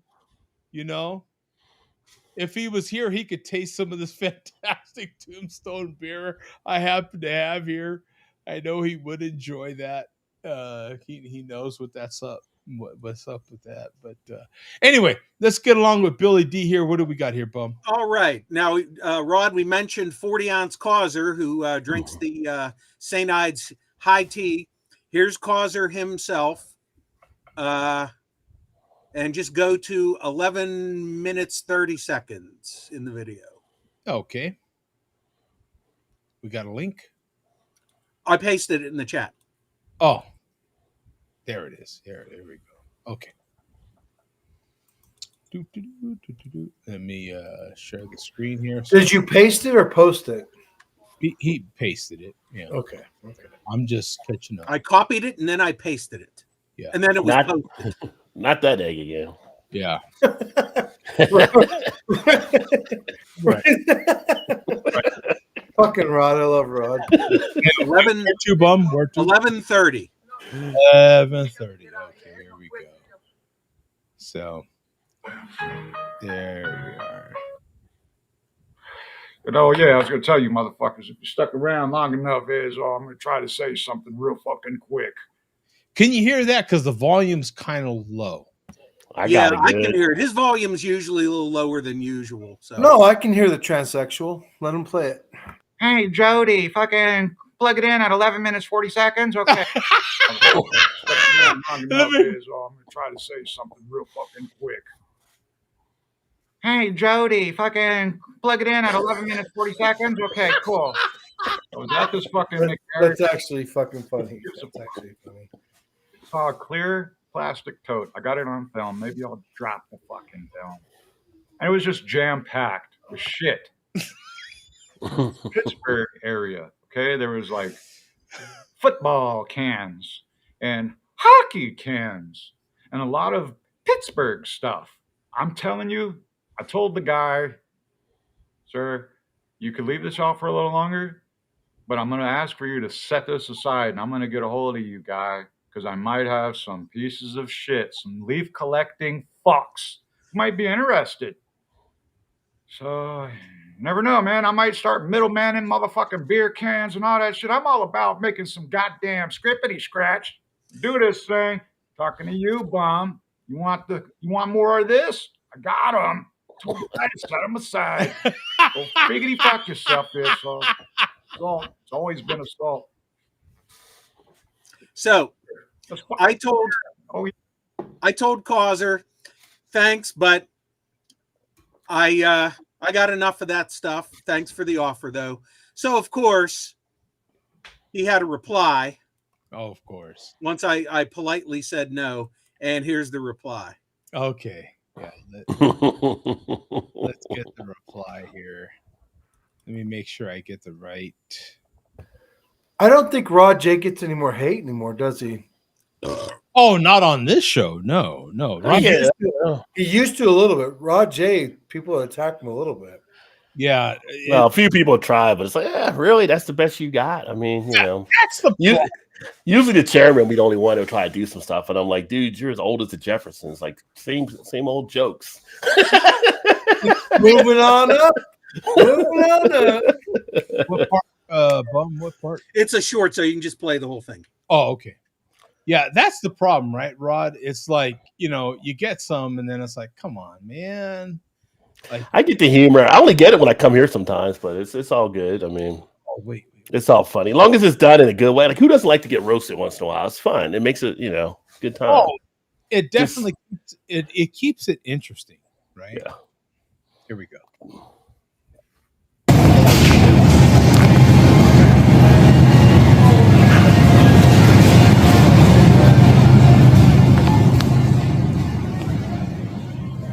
Go fuck yourself, Lone Wolf. Fuck you too, bum. You will not be receiving that 6-pack of cans to put on your stupid ass show on Saturday.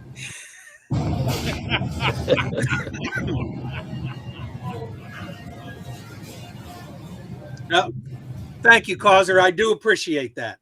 Yeah. So, all righty. Now we got something good here, and it's so good we are gonna bump it up in the queue here.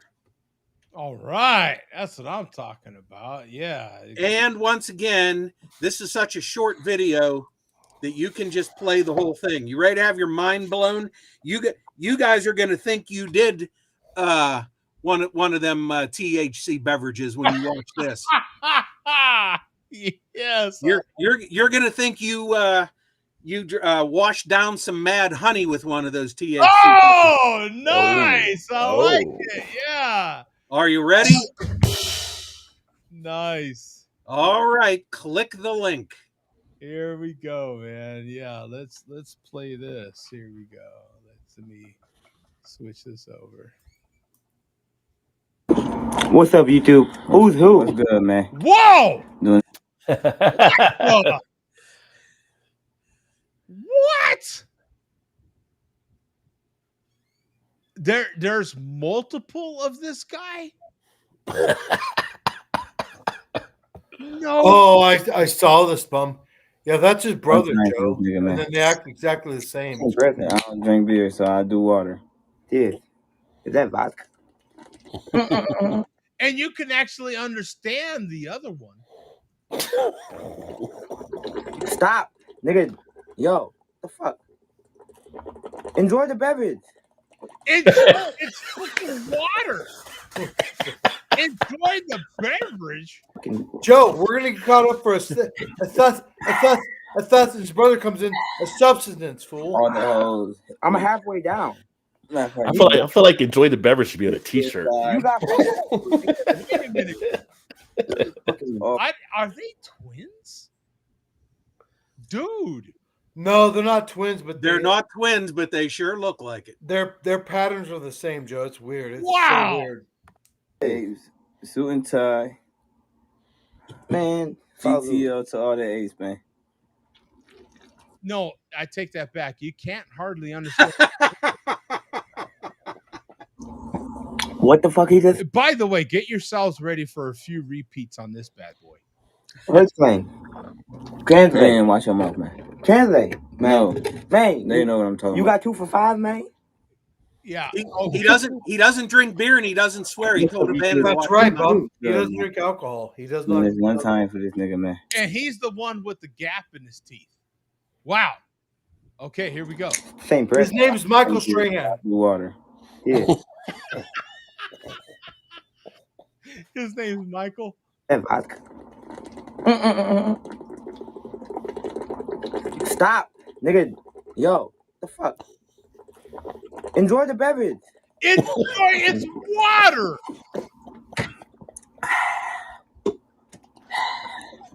All the hoes. I'm halfway down. I like how Red Bull. Drink that Red Bull. I finished the best did. I think I like the brother a little more. well you and Rod Jake can throw the N-word around. Me and Bub can't. Which is fine. Well, okay, but get over that because I'm not over it because they just say it so naturally. Motherfucker, drink the goddamn beer. Yeah, actually, I was going to tell you to mute it, Joe, but I figured. No, I like the brother a little more. Joe, you can say that to Rod. Rod can say it to you, but me and Bub are over here like, yeah, drink the goddamn beer, white guy. Fucking all my A's. Suit and tie. Man. Wait a minute. Coach is white? Coach is white? What the fuck you just say? I know. I thought he was Will Leishman. What's happening here? What? I'm white enough where I can't say the N-word, Rod. You know what I mean? But you're dark enough for the police to pull you over. Yeah, of course. Don't talk to me right now. How about that? But these especially in Idaho. Are you? Yeah, exactly. These dudes right here are like, hey, and they say it so naturally. That's how they talk to each other. I'm like, this is crazy. What the fuck? It's been that way for a while, Coach. Yeah, it's not new. Nothing new here, brother. Translate. Man, watch your mouth, man. Translate. No. Man, they know what I'm talking about. You got 2 for 5, man? He's telling him to. Oh, he told him to watch his mouth. Yeah. Yeah. Well, I said he doesn't drink and he doesn't swear. Yeah. What's up, YouTube? Who's who? What's good, man? Who man, is there's one who? time for this nigga, man. Same person. I don't drink beer, so I do water. Now one says it's the same person. Did you hear that? Yeah. Is that vodka? There. That's my favorite part of the video where Havana goes, because I had a supervisor who used to do that. He had Tourette's syndrome or something. And like at the end of every sentence, he would just go, What's up, YouTube? Who's who? What's good? See, my favorite is enjoy the beverage. There's one time for this. Yeah. That's my favorite. Yeah. I don't drink beer, so I do water. Yeah. Is that vodka? Stop, nigga. Yo, the fuck? There it is. There it is. He's killing it. N-word, stop. N-word, stop. Stop. I'm like, wow. All the hoes. I'm halfway down. Matter of fact, he fucking cheated. I got a bit suit and tie. God, their tone, everything sounds so damn similar. Like, what the hell is happening here? I don't even know what the hell is happening here. I mean, I don't know any brothers that are that close that aren't twins that sound that close. Rod, what's happening here, man? Might be the Buffalo area. I don't know. Yeah, I maybe don't know. it's Buffalo. You're right. Thank you. might be that Mad Honey. Might It be might be the the Mad Honey. If they're not twins, I don't know how two brothers end up. Well, look at all the Baldwin siblings. They ain't twins, but See that he just mic drops everything. He knows how to mic drop. They got all those years in between them, and they all still look alike. You can definitely, yeah, I'm right, and they're all idiots, right? You can start with the dad; they're all idiots, right? They're all dumbasses, right? You're like, I love your entertainment. You guys do phenomenal entertainment. Once you hear them start speaking, you're like, just shut up. If it's not scripted, shut up, right? Read from the script, please. Be like Ron Burgundy. Read the teleprompter. That's fucking hilarious. Don't live a damn thing. That's hilarious. Hey, go fuck yourself, San Diego. Right? What? We don't want to hear anything you have to say if it's not on script. Oh my god, I can't. Shut up! Oh God, yeah, no, these boys though. I love these kids. Like these kids together are great. Let me pull them. Stop, nigga. Yo, enjoy the beverage. Do you hear it? I heard it. Like, why haven't they been making more videos together? These kids are. Well, I think there is a reason for that, and I think Havana's mentioned it maybe a couple of times, and there is a clue given in the chat tonight as to why we haven't seen him before. Oh, okay. Is there like all the hoes? I'm halfway down. Matter of fact, he fucking cheated. I got a bit suit and tie. You got fucking Red Bull. Drink that Red Bull. Like one is a little bit more legible than the other, right? It's barely. What's funny is how many people that you know have a gap that big, and you can understand them easier than the one that doesn't have the gap in his teeth. See it all the time on Swamp People. I feel like that's exactly what's happening here. Yeah, Rod, you're killing me here. I'm halfway down. Matter of fact, he fucking cheated. I got a bit suit and tie. You got fucking Red Bull. Drink that Red Bull. I finished Red Bull. I got to hear from the daddy. I feel like I need to hear the daddy. They don't have one, man. I'm their daddy. What's up?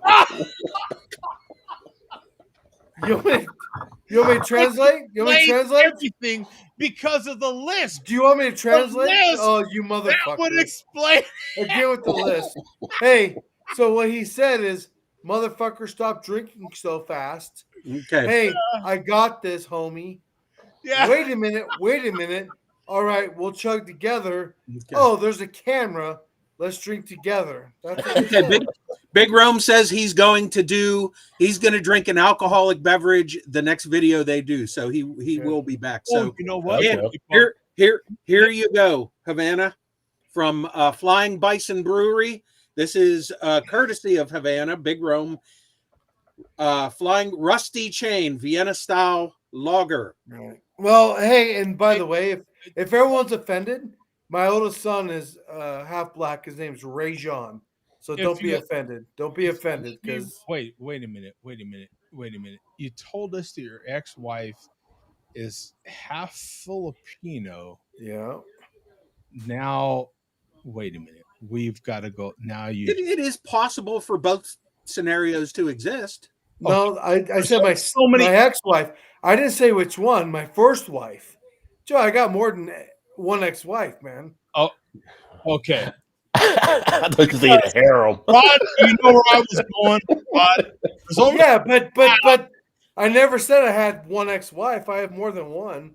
And yeah, his name's Ray Jean. He's a good kid. He's a retired Marine, and he's a good boy. So. I'm not a Cinderson. I'm not Mark. I'm not a mathematician, right? Oh no. We're not living in a symphony.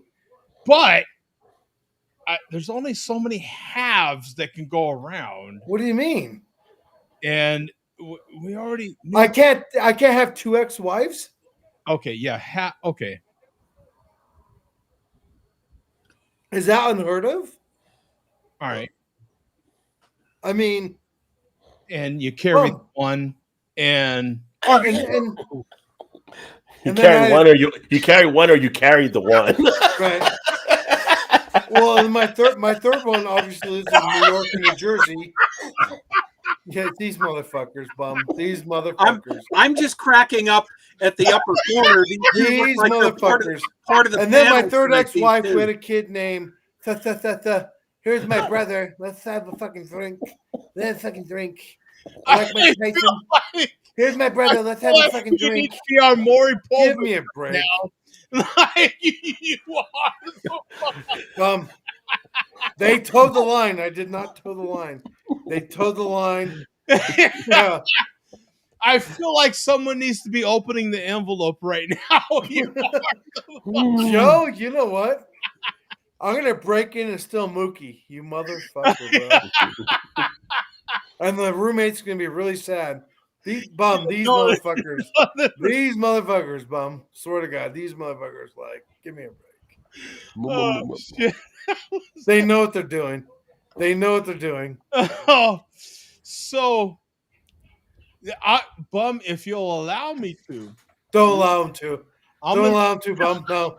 And that's it, guys. This is a wrap. So thanks for hanging out. Thanks for hanging out. This is a wrap. That's the end of the fucking everything. These son of a bitches, I swear. Oh, man. So, Bum, I'm going to replay this, and let's see what Google thinks of what they said.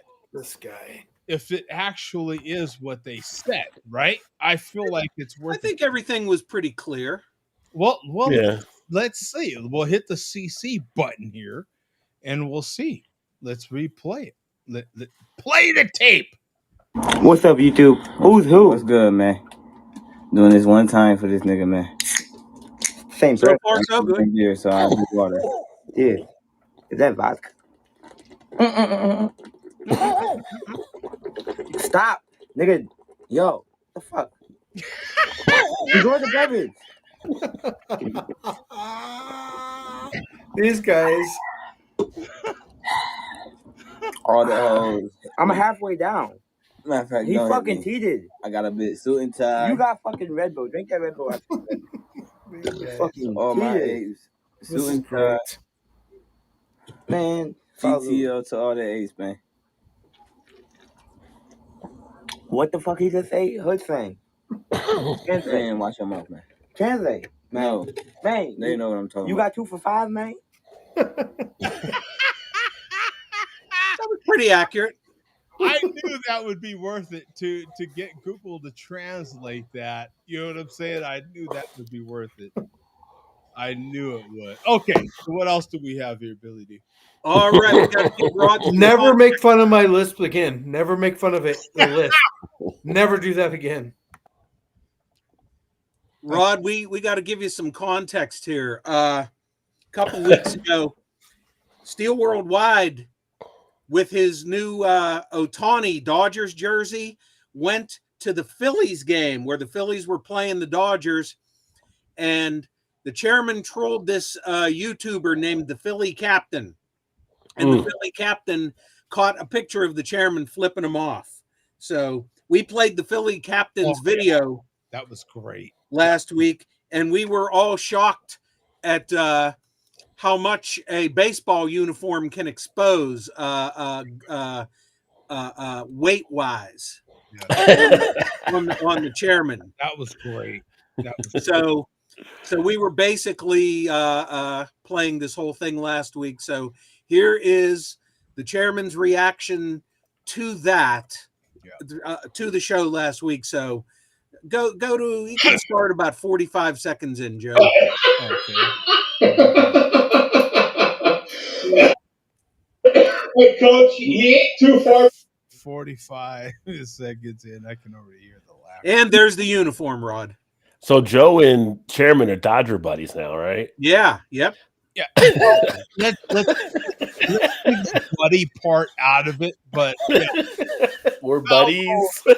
Dodger fans would There's- yeah, I don't know about buddies, but yeah, fellow Dodger fans, yeah. And by the way, we've got a Reebok box here. I don't know what that's all about. And again, something that looks like a tamale here on a plate, but we know it's not a tamale. That's a Hot Pocket. Hot Pocket. And this other longer. Oh, yeah, that's a Hot Pocket that you're pointing at now. I forget what that is there. Yeah, this I don't know. It ain't a tamale though. We most certainly know it's not a tamale. And he's got a stormtrooper hat on his head. Whatever would be, maybe it's an egg roll. Maybe it's an egg roll. Looks like dinner courtesy to local 7-Eleven. Yeah, exactly. Okay, here we go. When I saw that was, that's not him. It looks like him, but he's too fat to be steel. I was like, holy shit, it's him. Yeah, it is. Well, welcome to the Fat Club there. Those 40s are catching up with you. Yeah.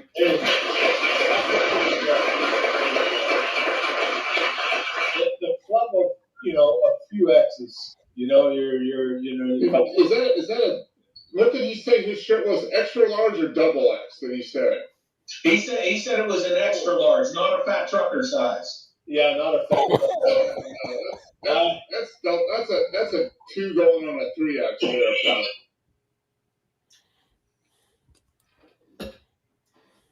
Here we go.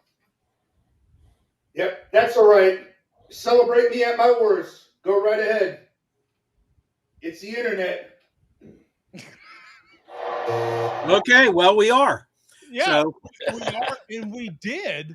and we will. Continue to, and we will. Thank you, Bob. Yeah. So jump ahead to 255. 255. Yeah, that was, Rod, like you were saying earlier, that was pretty weak, wasn't it? Like, God, that's the hate he spews out, and it's all, and now he's like, yeah, go ahead, kick a man when he's down. Yeah. Yep. Thanks to my new workout.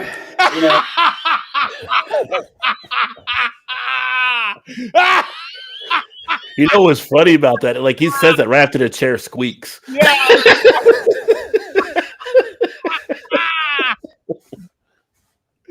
Oh. The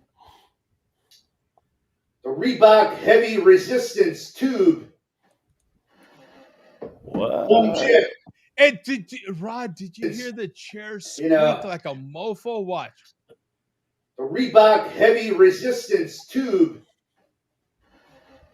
Home gym. I mean, the chair is giving all it's got, man.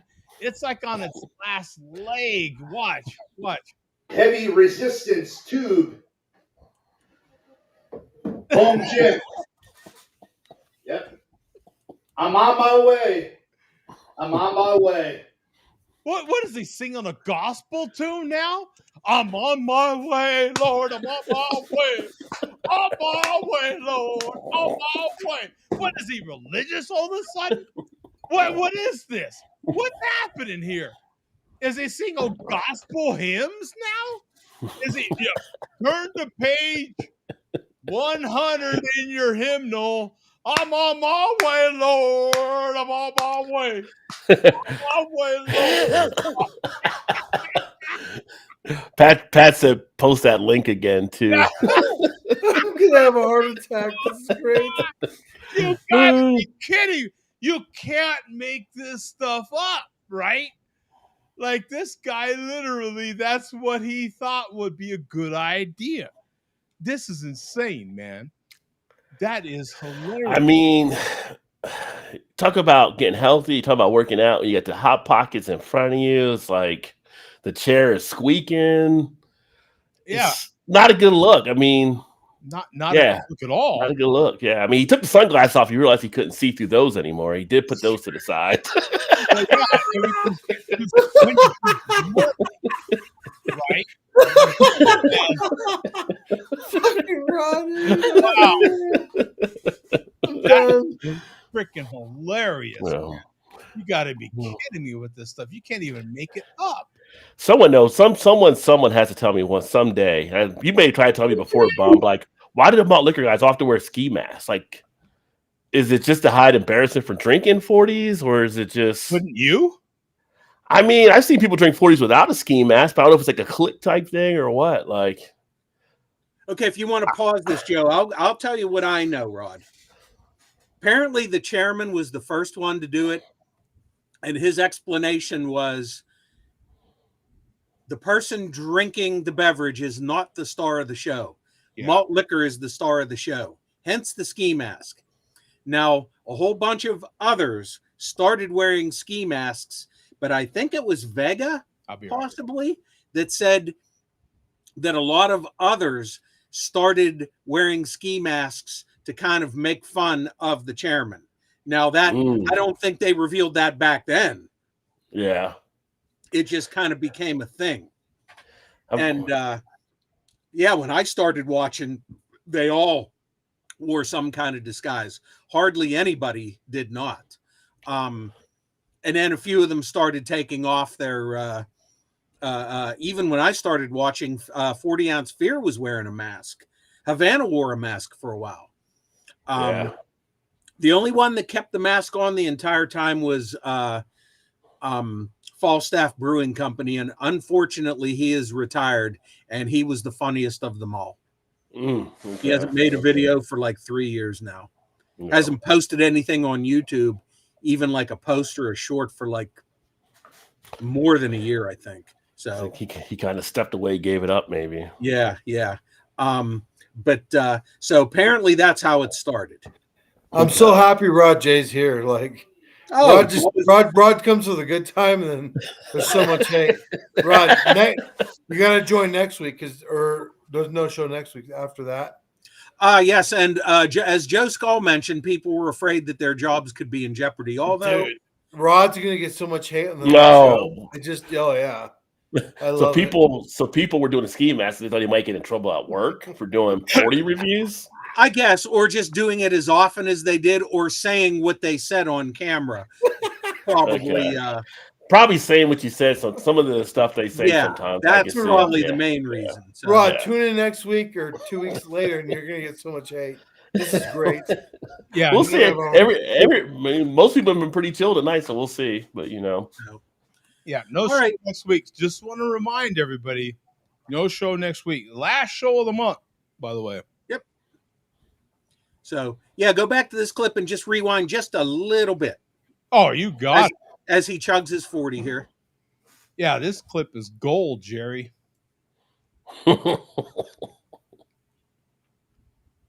I'm sorry, I had it muted. Throw that anywhere. You know what always cracks me up about that, Rod? They do this, and it's not just him. People make these videos, they throw it, you can hear it hitting. They got to go pick it up later. Unless you're him, in which case you don't. Yeah. Now, that is also what happened over time is we found out that he literally never picks any of this stuff up. He made a video where he filmed himself on the floor, and we're like, oh. Oh, yeah, he's done countless live streams where he's had the camera pointed at the floor. Yeah, and or he's gone to plug in his charger, so the phone camera's wavering all around, and you get to see a whole lot of stuff you normally don't see. And we're like, wait a minute, validation, Holmes, because we got to see that. We remember that from that video. We found some lobster tail on the floor one time.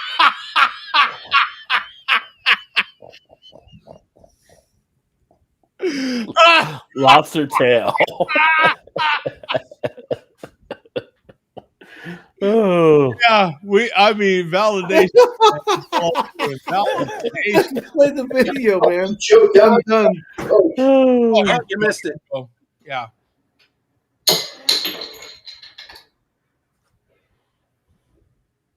Yep. Fuck you, Joe Dots. Fuck you, Coach. Oh, nice. You assholes are still fatter than me. But not by much. Not by much. No, Joe, you go first. I'll go second. Yeah, not by much, fatso. I'll tell you what, man. He's shorter than me and you. I know how tall Joe D is. Joe's a tall guy. You got to go with the body fat percentages, though, too. Wow. Yeah. I'm a fat guy, but Yeah, me too. tell you what, Joe's not absolutely short. So if you put the ratio together, common denominator with that guy, Yeah, he's we need fatter to. than all of us. He's We fat. need to do body mass index. Yeah, he's Yeah. by B- definition fat. Roger. Okay, coach. Yeah, but BMI is like an outdated thing though too, because it doesn't account for muscle. Right. Well, Coach Bum's the only one that has met us both. I haven't met Coach. No, not Coach. Oh, you met Chairman? Oh, I met Joe and the chairman. Yeah. Oh, wow. Yeah, there you go. Yeah. At a That's Dodgers a good game? comparison. Yeah, the Shohei Ohtani. At a professional stadium. Now maybe the chairman's argument might be that Coach did. I'm sorry, excuse me. Bum might not have gotten a really good evaluation because he was dead on the Ave because he was, I'd consumed that malt liquor. Right. It got real warm real quick. For perspective, Rajay, you seem pretty tall, but Joe's pretty tall. He's 6 foot at least. Yeah, I'm 6'1". Yeah, see what I mean? Tom's 6'4", and then Andrew, Andrew, he's 6'7". Yeah. So when he calls us all fat, Mark's, yeah. I'm like, well, wait a minute. You can't call us all fat because we're fat too, but you're definitely fat, my brother. Don't talk to me. Don't talk to me. You know what I mean? Joe, am I wrong? Tom's a big boy. Andrew's a big boy. But I'll let since Bum has now met me and the chairman, he's the one that can speak on this. I would have to say that you weigh more than the chairman, Joe, but you're also a lot taller than him. Well, Joe's very tall. Rajay's tall. How short is the chairman? He's not. Everybody makes fun of him saying he's short. He's normal height, actually. Oh, okay. He's got to be 5'10" or so. I thought you were going to say he was like one of those Lord of the Ring hobbit. No, they call him. People used to call him the Hobbit. They all used to say he was short, but no, even okay. All jokes aside, one of these days, and Bum knows that I've said this. I have full confidence. One of these days, our paths, for whatever reason, will cross. Yeah. Joe D's not a small man by any means. Joe Skull. I actually met Jerry West back in the day, by the way. Yeah. The chairman has met Joe Skull. Oh, he has. Yep, they did a video. Oh. Yep.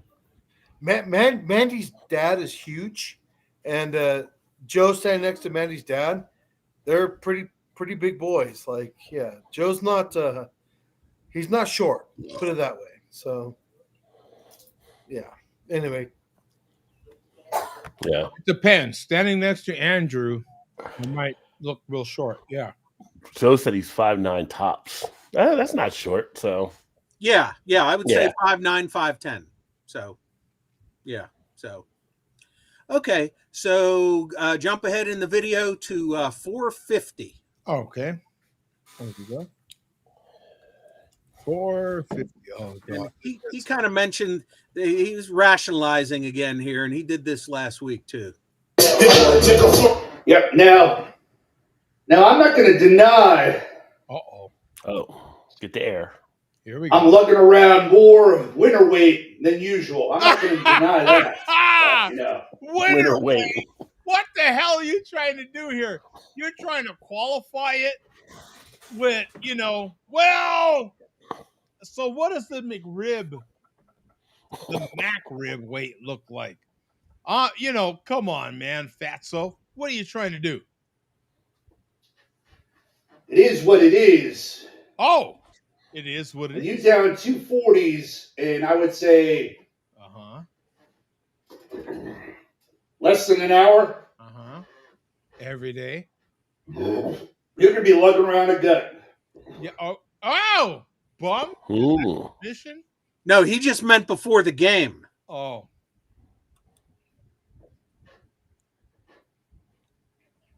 And that diet that he's currently consuming, how was that helping? Well, that had nothing to do with it. It was just the 240s that he had the hour before game time.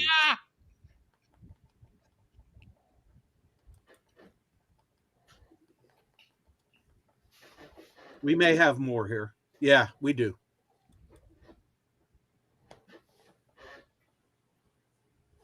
After we're done with our Hot Pocket. Of course.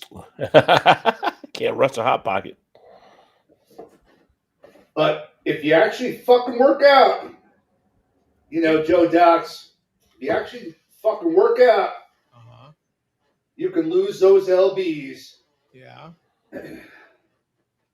While still getting slizzard, drinking old liquor. Okay. All right, 720. I guess you could if you actually did. Actually worked out. Yeah. But don't worry, Mark. Don't worry, pencil neck Mark. You know, some of us can put on weight and are not suicidal. You know, you put on 5 pounds, you're ready to throw yourself off a fucking building. I put on 20. I'm like, I'll lose it back. Yeah.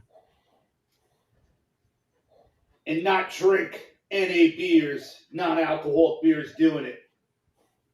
Fuck out of you, vessel.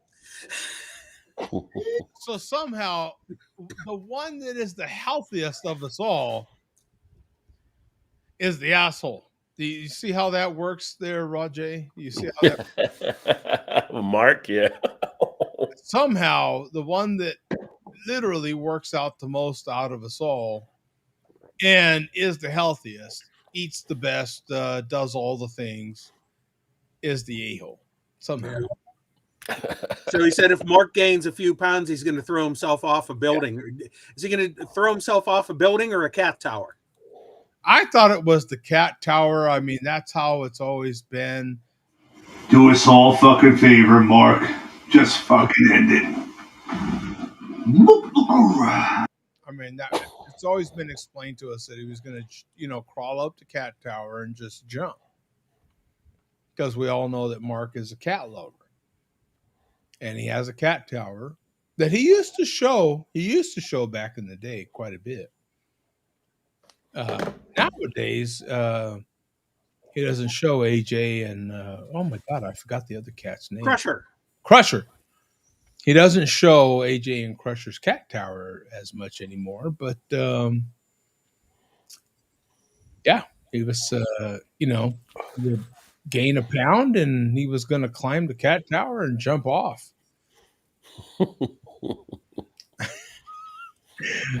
Is there more in this video, Bum? Yeah, we got a little bit more. Let's see, 1205. Oh, 1205. Okay, I like it. Yeah, here we go.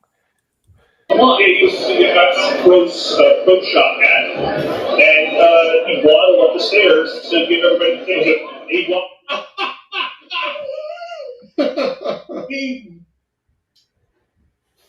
Yeah, look at Mark. So amazed.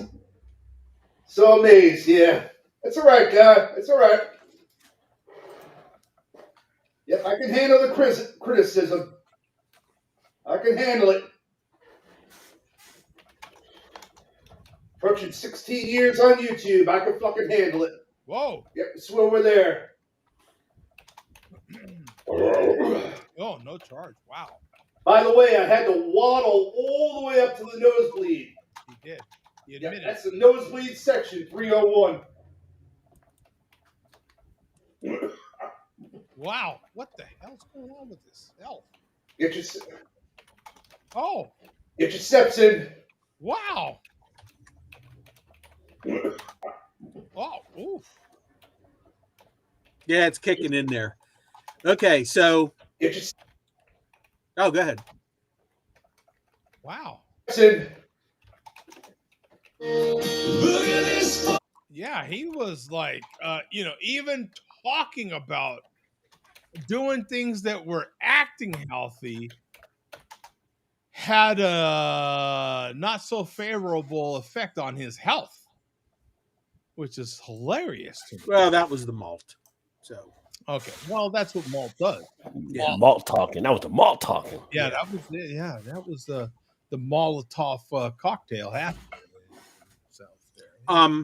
So we had another chairman video to play, but that's higher mathematics with the chairman, and obviously we have to have.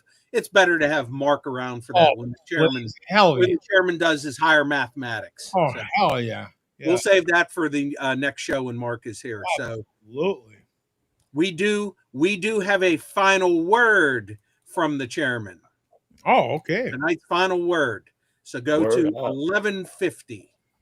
Yeah, a final word we definitely like. Yeah, because it's the chairman, and final words with him are interesting. 550, you said? Introducing no, 11. Hailing from New York. 1150. Oh, 1150. Here we go. 1150. 48, close enough. Find out that soul. Now he's a God bless it Laker fan too. That's his Bronny James shirt. If he starts wearing Rams gear, I swear that's going to be like a personal attack. Wow! Whoa! That's exactly what I say, Roger. Listen to that.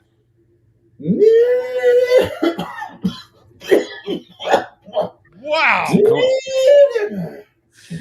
Dude. There you go. I know Pride Month's upcoming, but that's a lot of color clashing right there. You're right.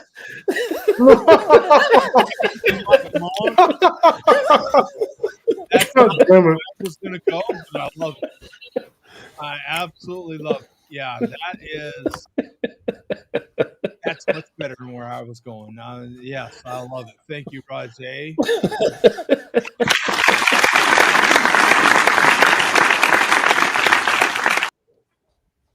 Yeah, that is it.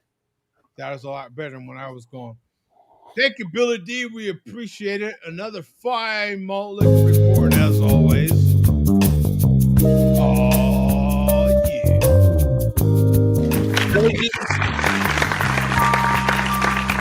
Billy D's headed out to find some of that stuff that gives you a below-the-waist sensation. Yes, exactly. I wish him well on that journey, my friend. Absolutely. Yeah, that's good stuff. I wish Pat would have jumped in here. That would have been fantastic. He asked for the link. Yeah. That'll come back eventually. Despite what he said, he'll be back. Yeah, you know what's funny about that is everybody else heard it but me. I didn't really get it until afterwards. But I mean, this happens, man. This happens, man. You know what I'm saying? What are you gonna do? Happens to the best of us. Ain't no big deal, man. Joe Skull's my alum brother. Look at that shit. Yeah, that's crazy. That's very cool. I did a lot of partying this sunny side. So have you watched Joe Skull's videos, Rod? I didn't. I just met Joe Skull here. So okay. Check him out. He makes some very, very cool videos, and he doesn't wear a mask. And he drinks malt liquor, but he drinks craft beer as well and other stuff. He drinks everything. All right, cool. Joe Skull's very cool. Yeah, very much. Yeah. Well, if he's a mountaineer, I already know that. Yeah. Just sub Joe. Yeah, no, we like Joe here, man. As far as I know, all Joes are cool. I haven't met a Joe. Right, I'm literally trying to go through the Rolodex in my mind as I'm saying this. I haven't met a Joe, I think, that I didn't like. I think. What about that other Joe? Yeah, that other guy. There's the other a lot of them, honestly. I literally work with 4 other Joes. So there's 5 other Joes. There's 5 Joes when I go to work. And there was 6, but there's one that's no longer with us as far as not working with me. he may or may not be alive. He's just me. I'm liking Joe more and more. I grew up in Jersey too, so we already knew about Trump before he became president. Hey, we got this other guy in the house. Look at Patrick bringing the sunshine too.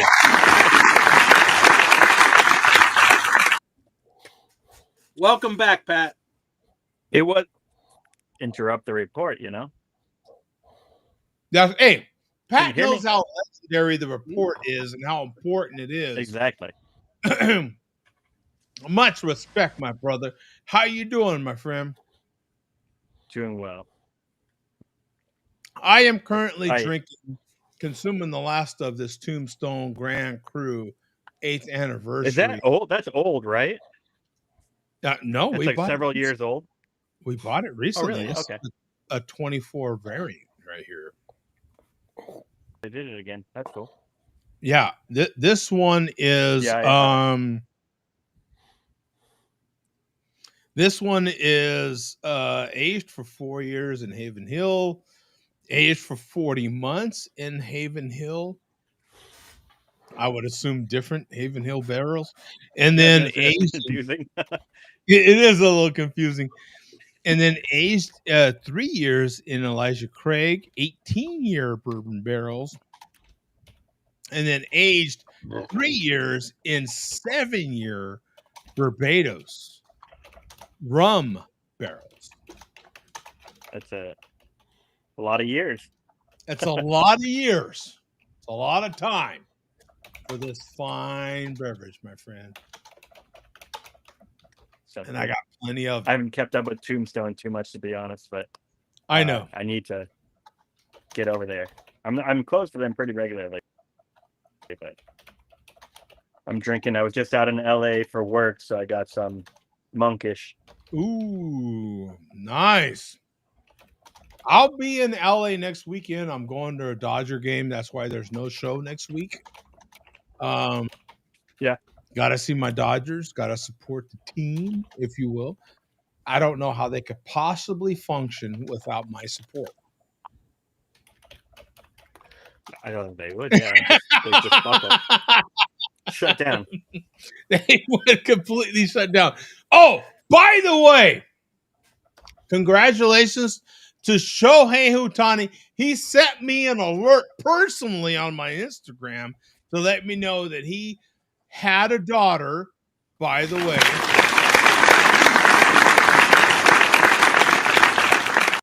Shohei Ohtani, the, I don't know what, 150 million plus, 200 million plus a year guy, is reliant on my congratulations, I am sure, on his first child.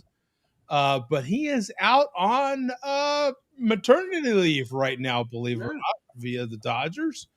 He is currently missing the Rangers series. And that is why the birth of his first child is a daughter. Now, Joe, you're joking, I think, about believing you got a personal message from him. No, I'm not. I'm not okay. I'm not joking. Because I looked at a personal message. I worked with a woman about 15 years ago who the less said about the better, but I will say this was the early days of Twitter. And she was going around bragging that she got a personal message from one of the Steelers. And she thought that she did. And it was a Twitter post. And she got a notification about it. And she actually thought she was hearing from whoever the Steeler was personally. Oh my God. Yeah. No, I am. It is tongue in cheek. Why is that far-fetched? I used to hang out with the 98 Padres. I hung out with the whole roster of the 98 Padres. After we lost to the Yankees in 94. No, it's possible. 98. In the age of social media, it's less than yeah, well, it's too far removed. Nobody cares. But anyway, you should get the chairman to go with you to the Dodgers game. You guys will make a day of it out there. You're right. You're right. Yeah. You got all those bills laying around. Just get a ticket and come out and meet you. Yeah. Use some of those dollar bills to Enhance the nightlife. Yeah.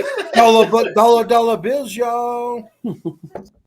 It might enhance the nightlife there. Yeah, you're right, Rod. Yeah. I'll be staying in Chinatown. Oh. I'll be staying at a hotel in Chinatown. If you know, the Dodgers Stadium is literally not far off from Chinatown. So I'll be staying in a hotel that is literally right off Dodger Stadium. Yeah, we're more than welcome to meet up there and walk up to Dodger Stadium. I'm staying at the foothill of Dodger Stadium. There's a legendary pizza joint there. I'll be having pizza at that. I'll lay out all my plans, man. I got no fears. What's the pizza place? Sbarro. Pizza Hut. I saw it on The Office with Michael that time. My favorite pizza place in New York. No shit, right? Yeah, right. What is it? It's like La Porge or something like that. The something starts with an L. You go get that Pinky's hot dog place over in LA, right? No. It's not near that. Okay. I'm familiar with that. It's not near that. You should hit up Monkish if you can. It's worth it. Well, there's one in Torrance and one in Anaheim. I set it up to where I'm literally going for the game and coming back. Yeah. I'm flying in. I'll have just enough time. Oh, you're flying? Yeah. Yeah. Flying in. I'll have just enough time to catch the train, get to the hotel, have a slice or two of pizza, walk to the stadium. It's Dave Roberts' bobblehead. Oh. So I'll have to go early, get the bobblehead. Because it's next Saturday. So and it's versus the Pirates. So I am crossing my ever living fingers that I get to see Paul Skeens pitch. Oh, that would be great. That would be over the top. If I can see Skeens, I've already seen Yokomoto.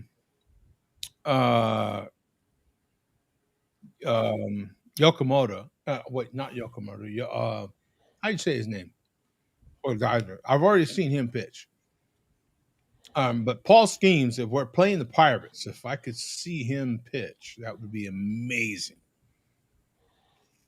So I'm timing it out. I'm trying to be aware of what the Pirates are doing. Yeah, so I'll keep my eyes open as the week goes on. So the game is Saturday? Saturday. That's the one I'm going to. Bro. Yeah, I'll pay attention to the Pirates for the first time this year. If just for that, right? Yeah, just for that. To be aware of who's going to pitch. Because Bum is aware of how, when you're going to a game, if you can see the superstar or the one that's being highlighted, right?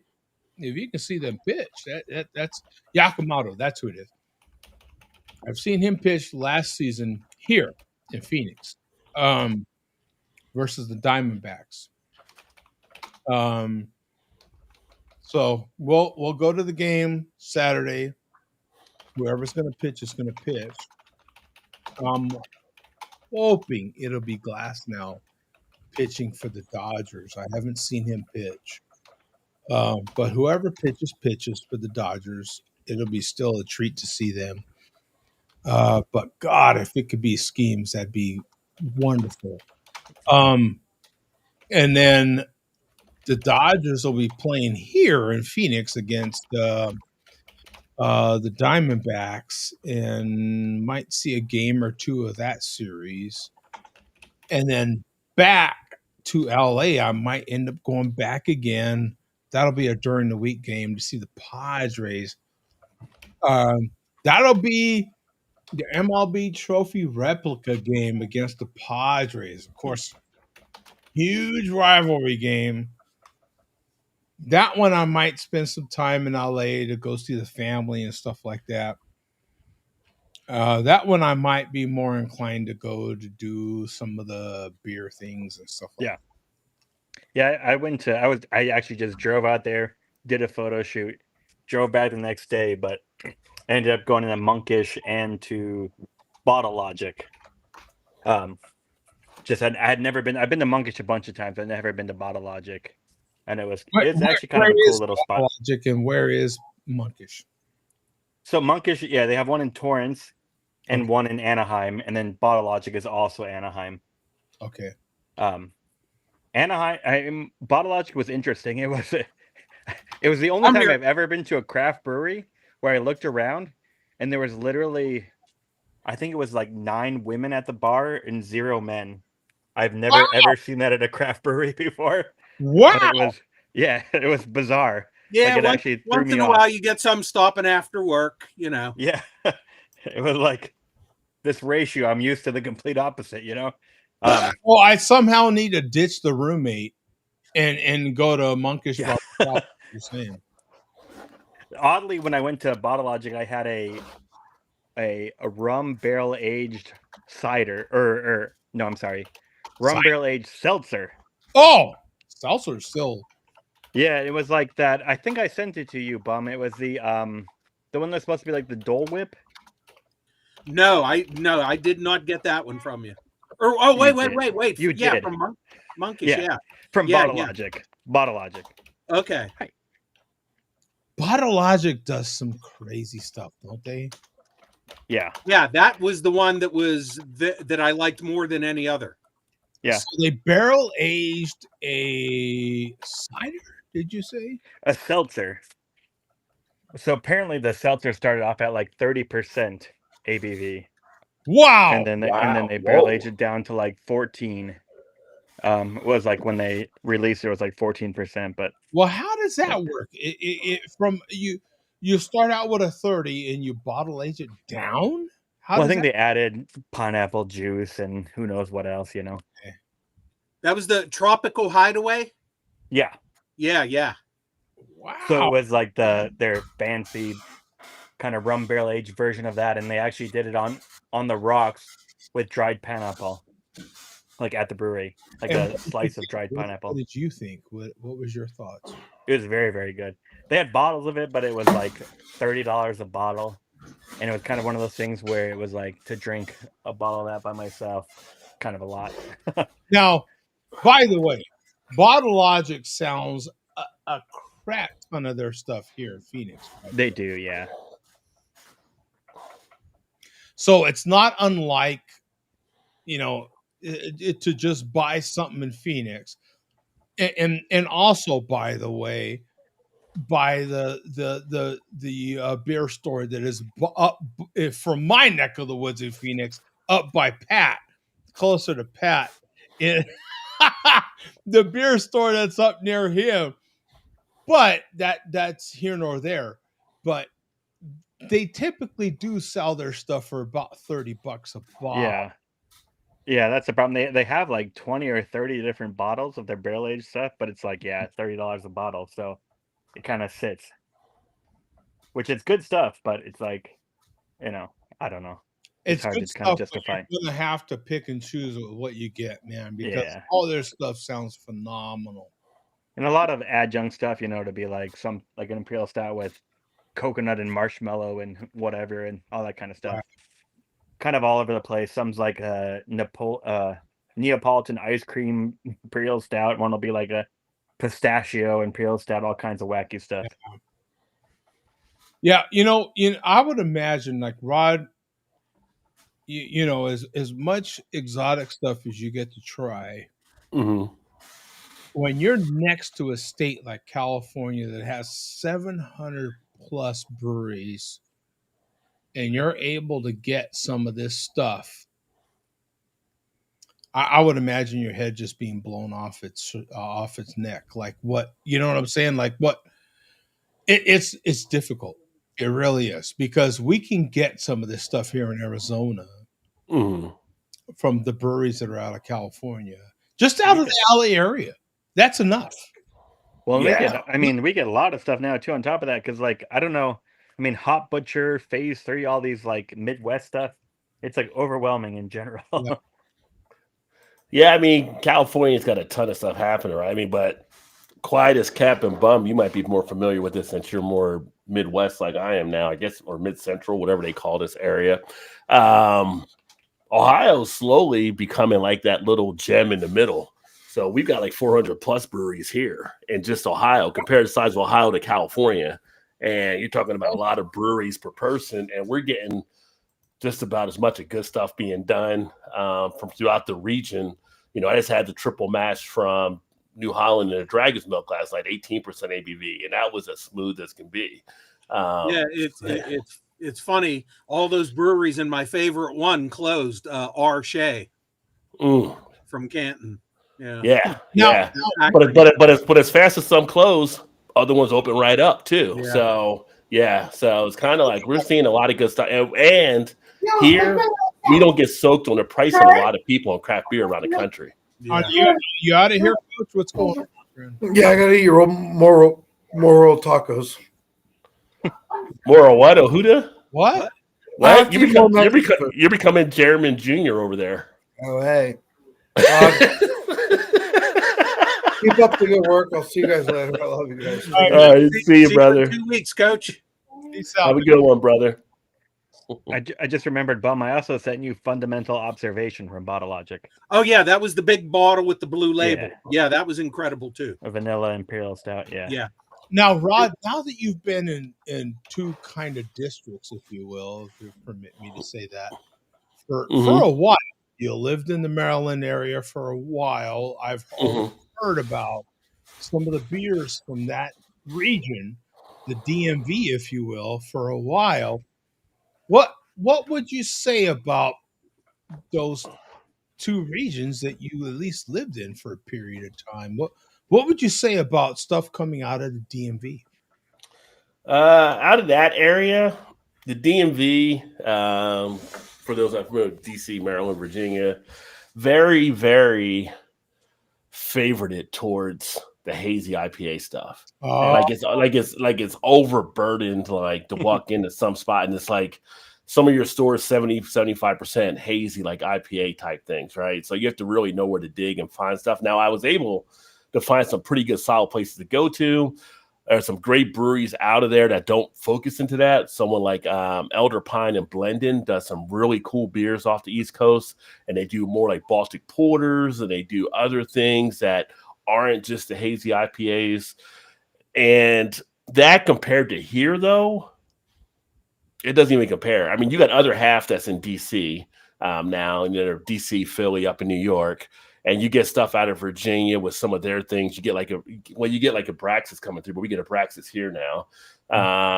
You get like so much more options here. And keep in mind where I'm at, we have one place is called Jungle Gyms. I don't know if you ever saw the Jungle Gyms video on the channel, but they're ranked by that Zag is one of the top 5 places to buy beer in the country. Oh, and we have 2 locations with Jungle Gyms. And then we also have another great amount of beer stores throughout the area where we can get stuff from all over the country for the most part. Okay. So it's kind of like going to Maryland. It was almost like a letdown. Like I've been spoiled from being out here. I had that vibe actually. Yeah.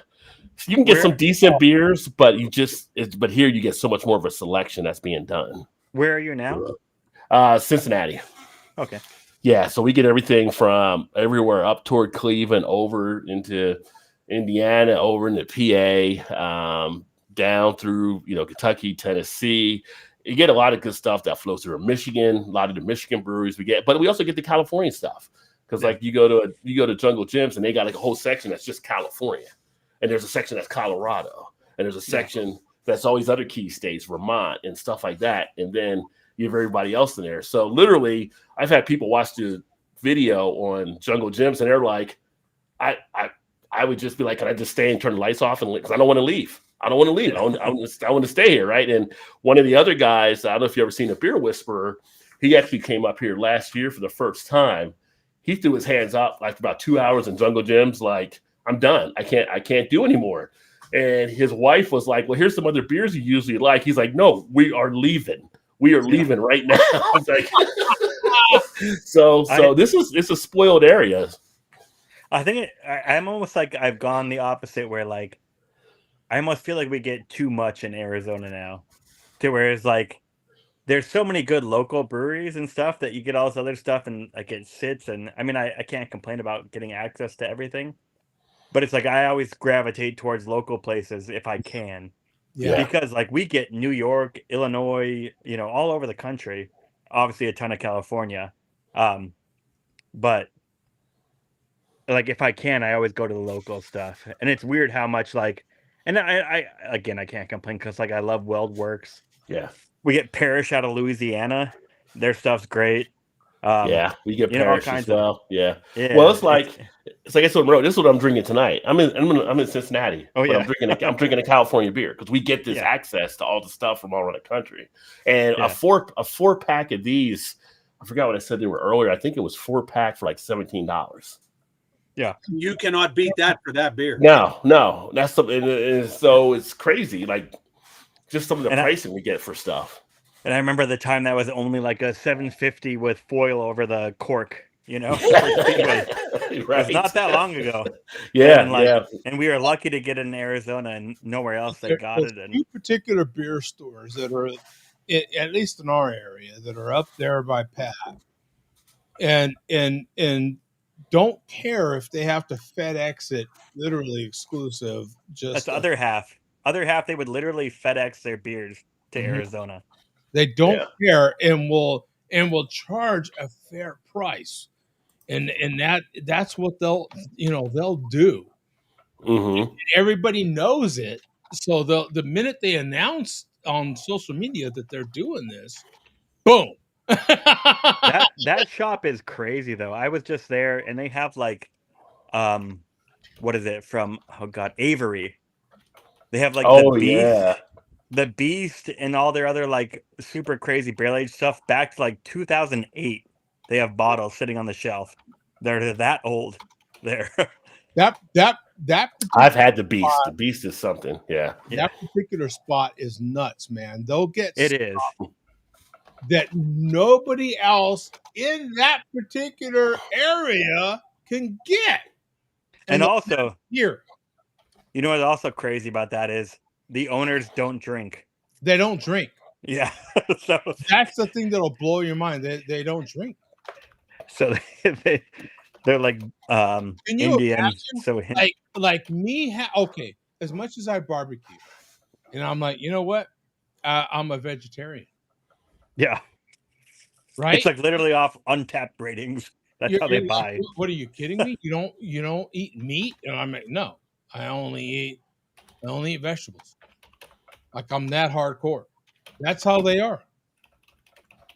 They're Middle East. Well, they only eat. They don't drink. What if you put the Everclear in the watermelon like we used to do at WVU? Would they eat that? That is fruit. It's fruit. No, they don't do it. They'd be like, "Oh, if I feel something funny right now." They've never marked the fruit. My wife orders everything. She's got connections all over the country. Yeah. Yeah, it's crazy. It's bizarre. And like they have, like I said, if you want to, like in Phoenix, if you want to find like rare, old, barrel-aged sours, whatever, that is definitely the place to go. They literally probably have like 3,000 different bottles or cans. It's crazy. I mean, the stuff that, unfortunately, they almost order too much to where stuff sits around probably longer than it should. But, I mean, they have like probably 30 different bourbon counties right now. They can go to. He's not nuts. Honestly, it's nuts, Rod. You want to talk about Raw J deals? Yeah, they will do like a case for like $2 sometimes on random stuff. Is it like old stuff though, or is it like just not even that old? Like, I mean, not fresh, but not past dates. Not past dates. Just need to clear it out. Yeah. And I remember they had some Goose Island that was like some COVID beer that was like a mango habanero IPA or something, which I actually really liked. But they were doing like cases for literally $2. Oh, that's crazy. Yeah. Yeah. That's beyond Rod J deal right there. I just don't live up in North Phoenix where I can take advantage of. Pat does. Well, he's closer than I am, let's just say. And it's not practical for me, right? Yeah. But it, traffic wise and that sort of thing, right? And but my God, I see these things posted and I'm like, you gotta be kidding me, man. Yeah. No. Yeah. It just sucks, man, sometimes. But the times that I do get up there, I let them know, hey, I came all the way from such and such, and they're like, really? You came all the way from there?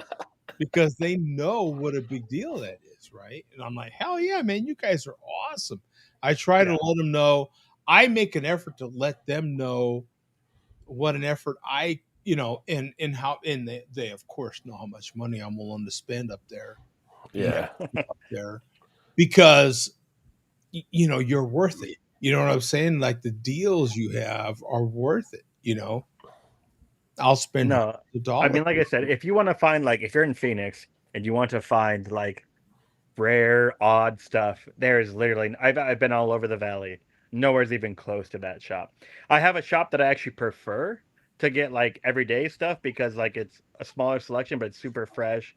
They get some stuff that they don't get, and like I like the guy there, but I mean it's nuts. Like I said, I'm not exaggerating when I say 30 different bourbon counties are sitting on their shelf. Like back to probably 2018, 17, maybe.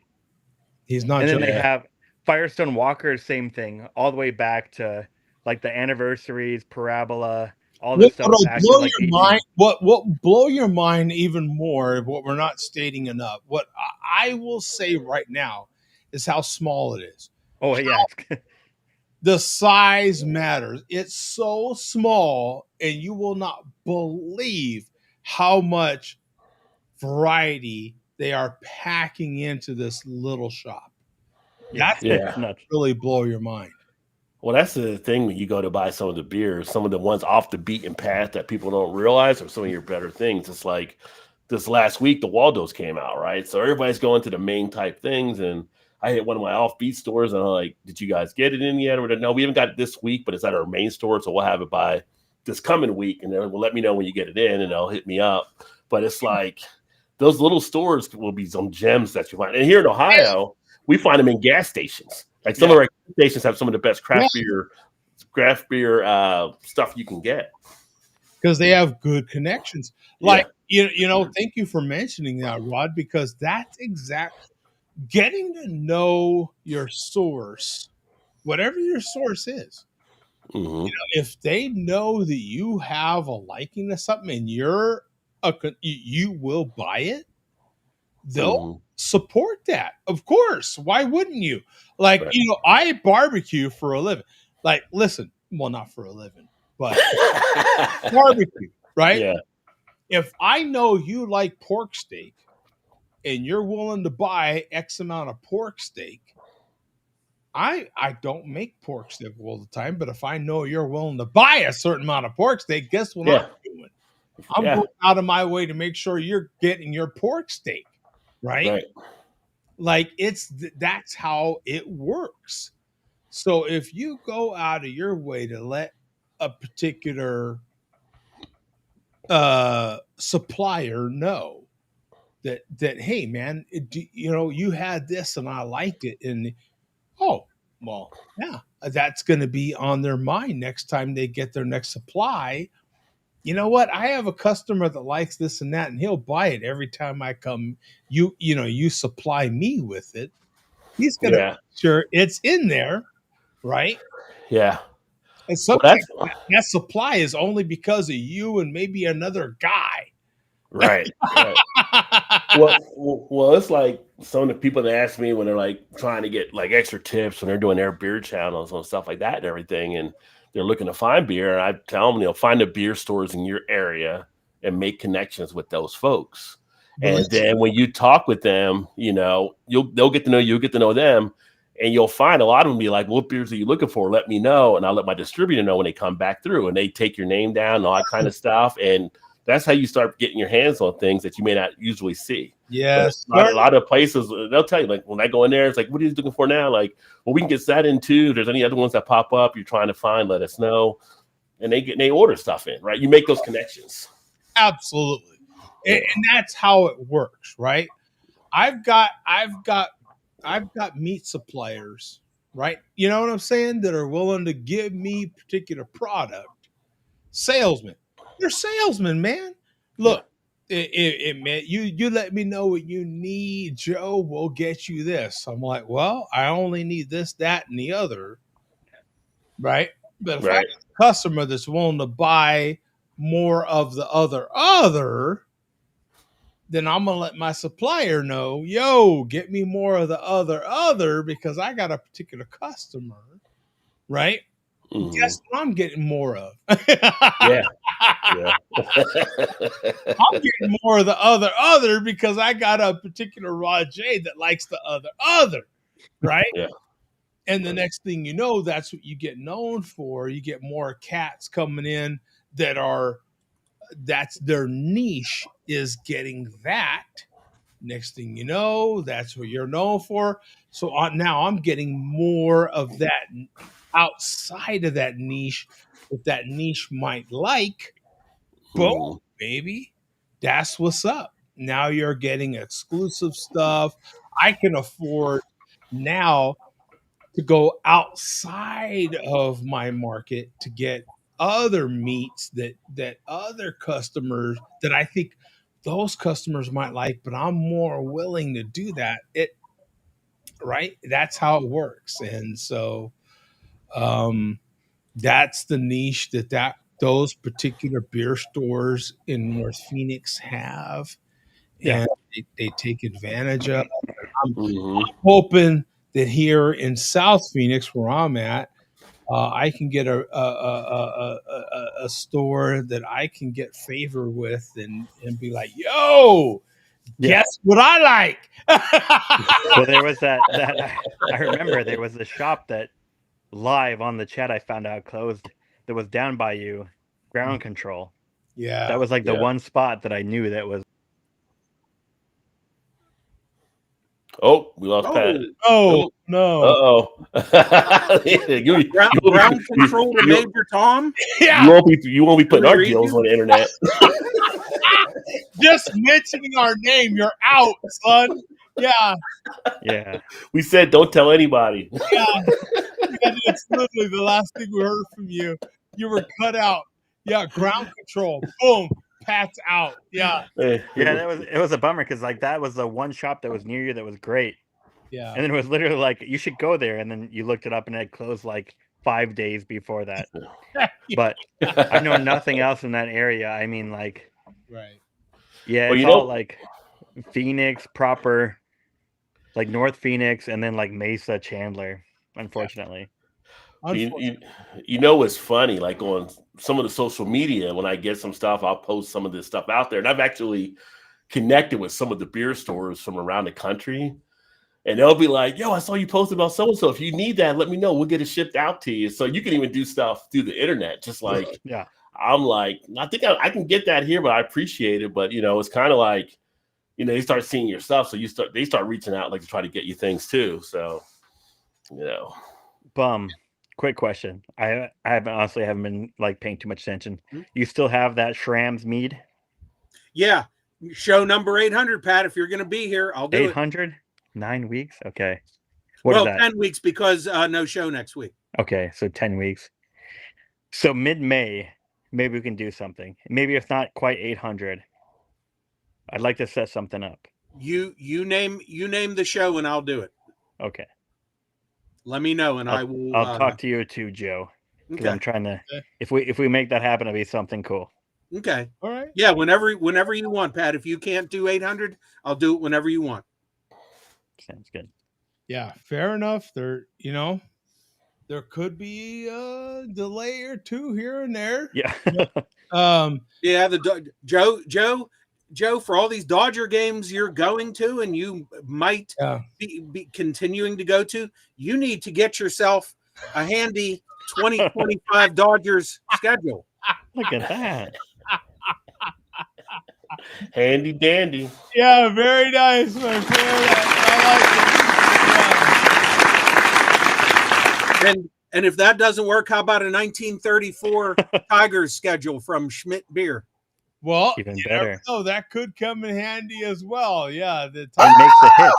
Yeah, the old Tiger schedule. You never know, right? Yeah. And this goes out to the haters who didn't think I was a baller.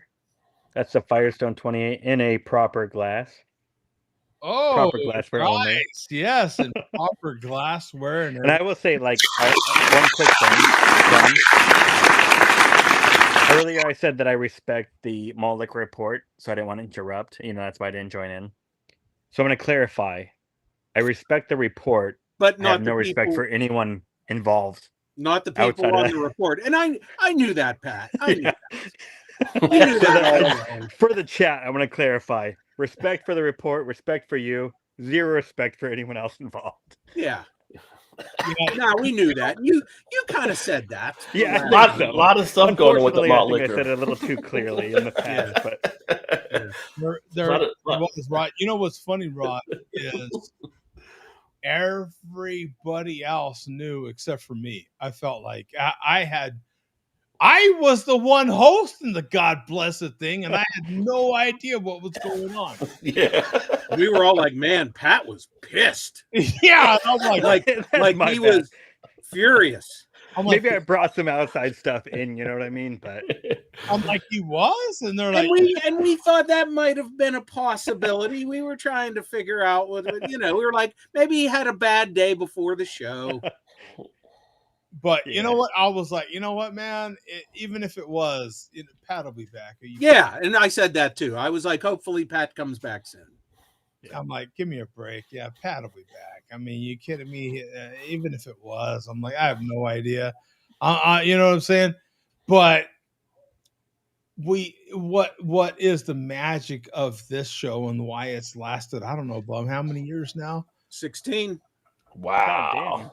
Why it has lasted, throughout that amount of time is because we never know what we're getting, right? You take a day like today when Mark is out supporting his brother who's going to run the Boston Marathon Monday, by the way. Monday.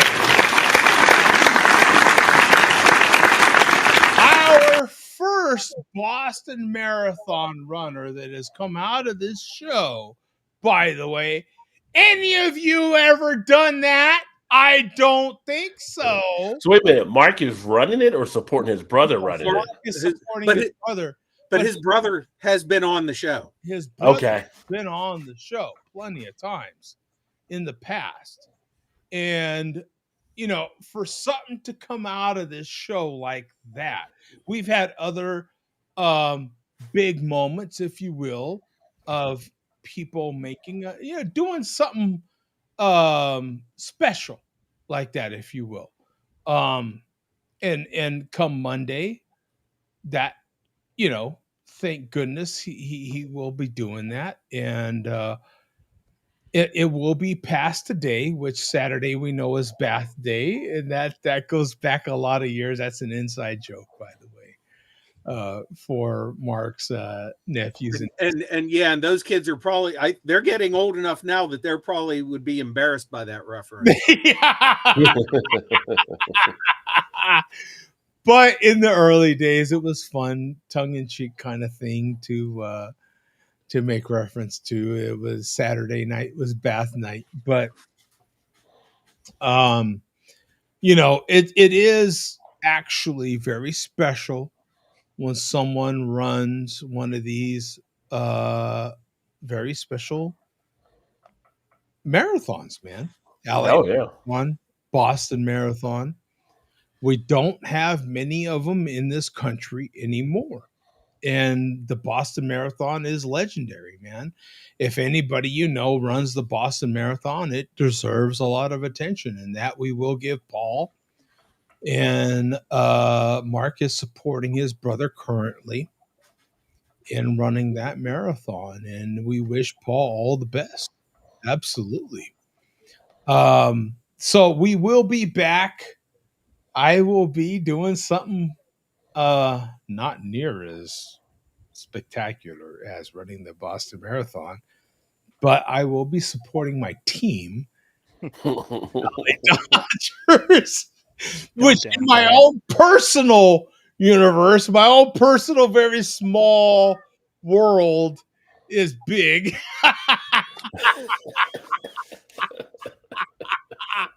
I am very shallow, I will admit.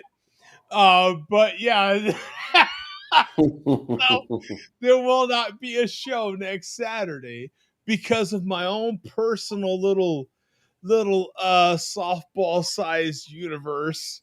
I will be supporting the LA Dodgers in our run for a back-to-back championship. But and then of course I will be supporting them here when they're in LA, in Phoenix playing the Diamondbacks. Probably that'll be a Friday game, though, I would assume. So if anybody wants to go to the Friday game here in Phoenix when they're playing here against the Diamondbacks, that'd be awesome to meet up with you and possibly, smack knuckles or something like that. That'd be cool. So there's your invite, Chairman.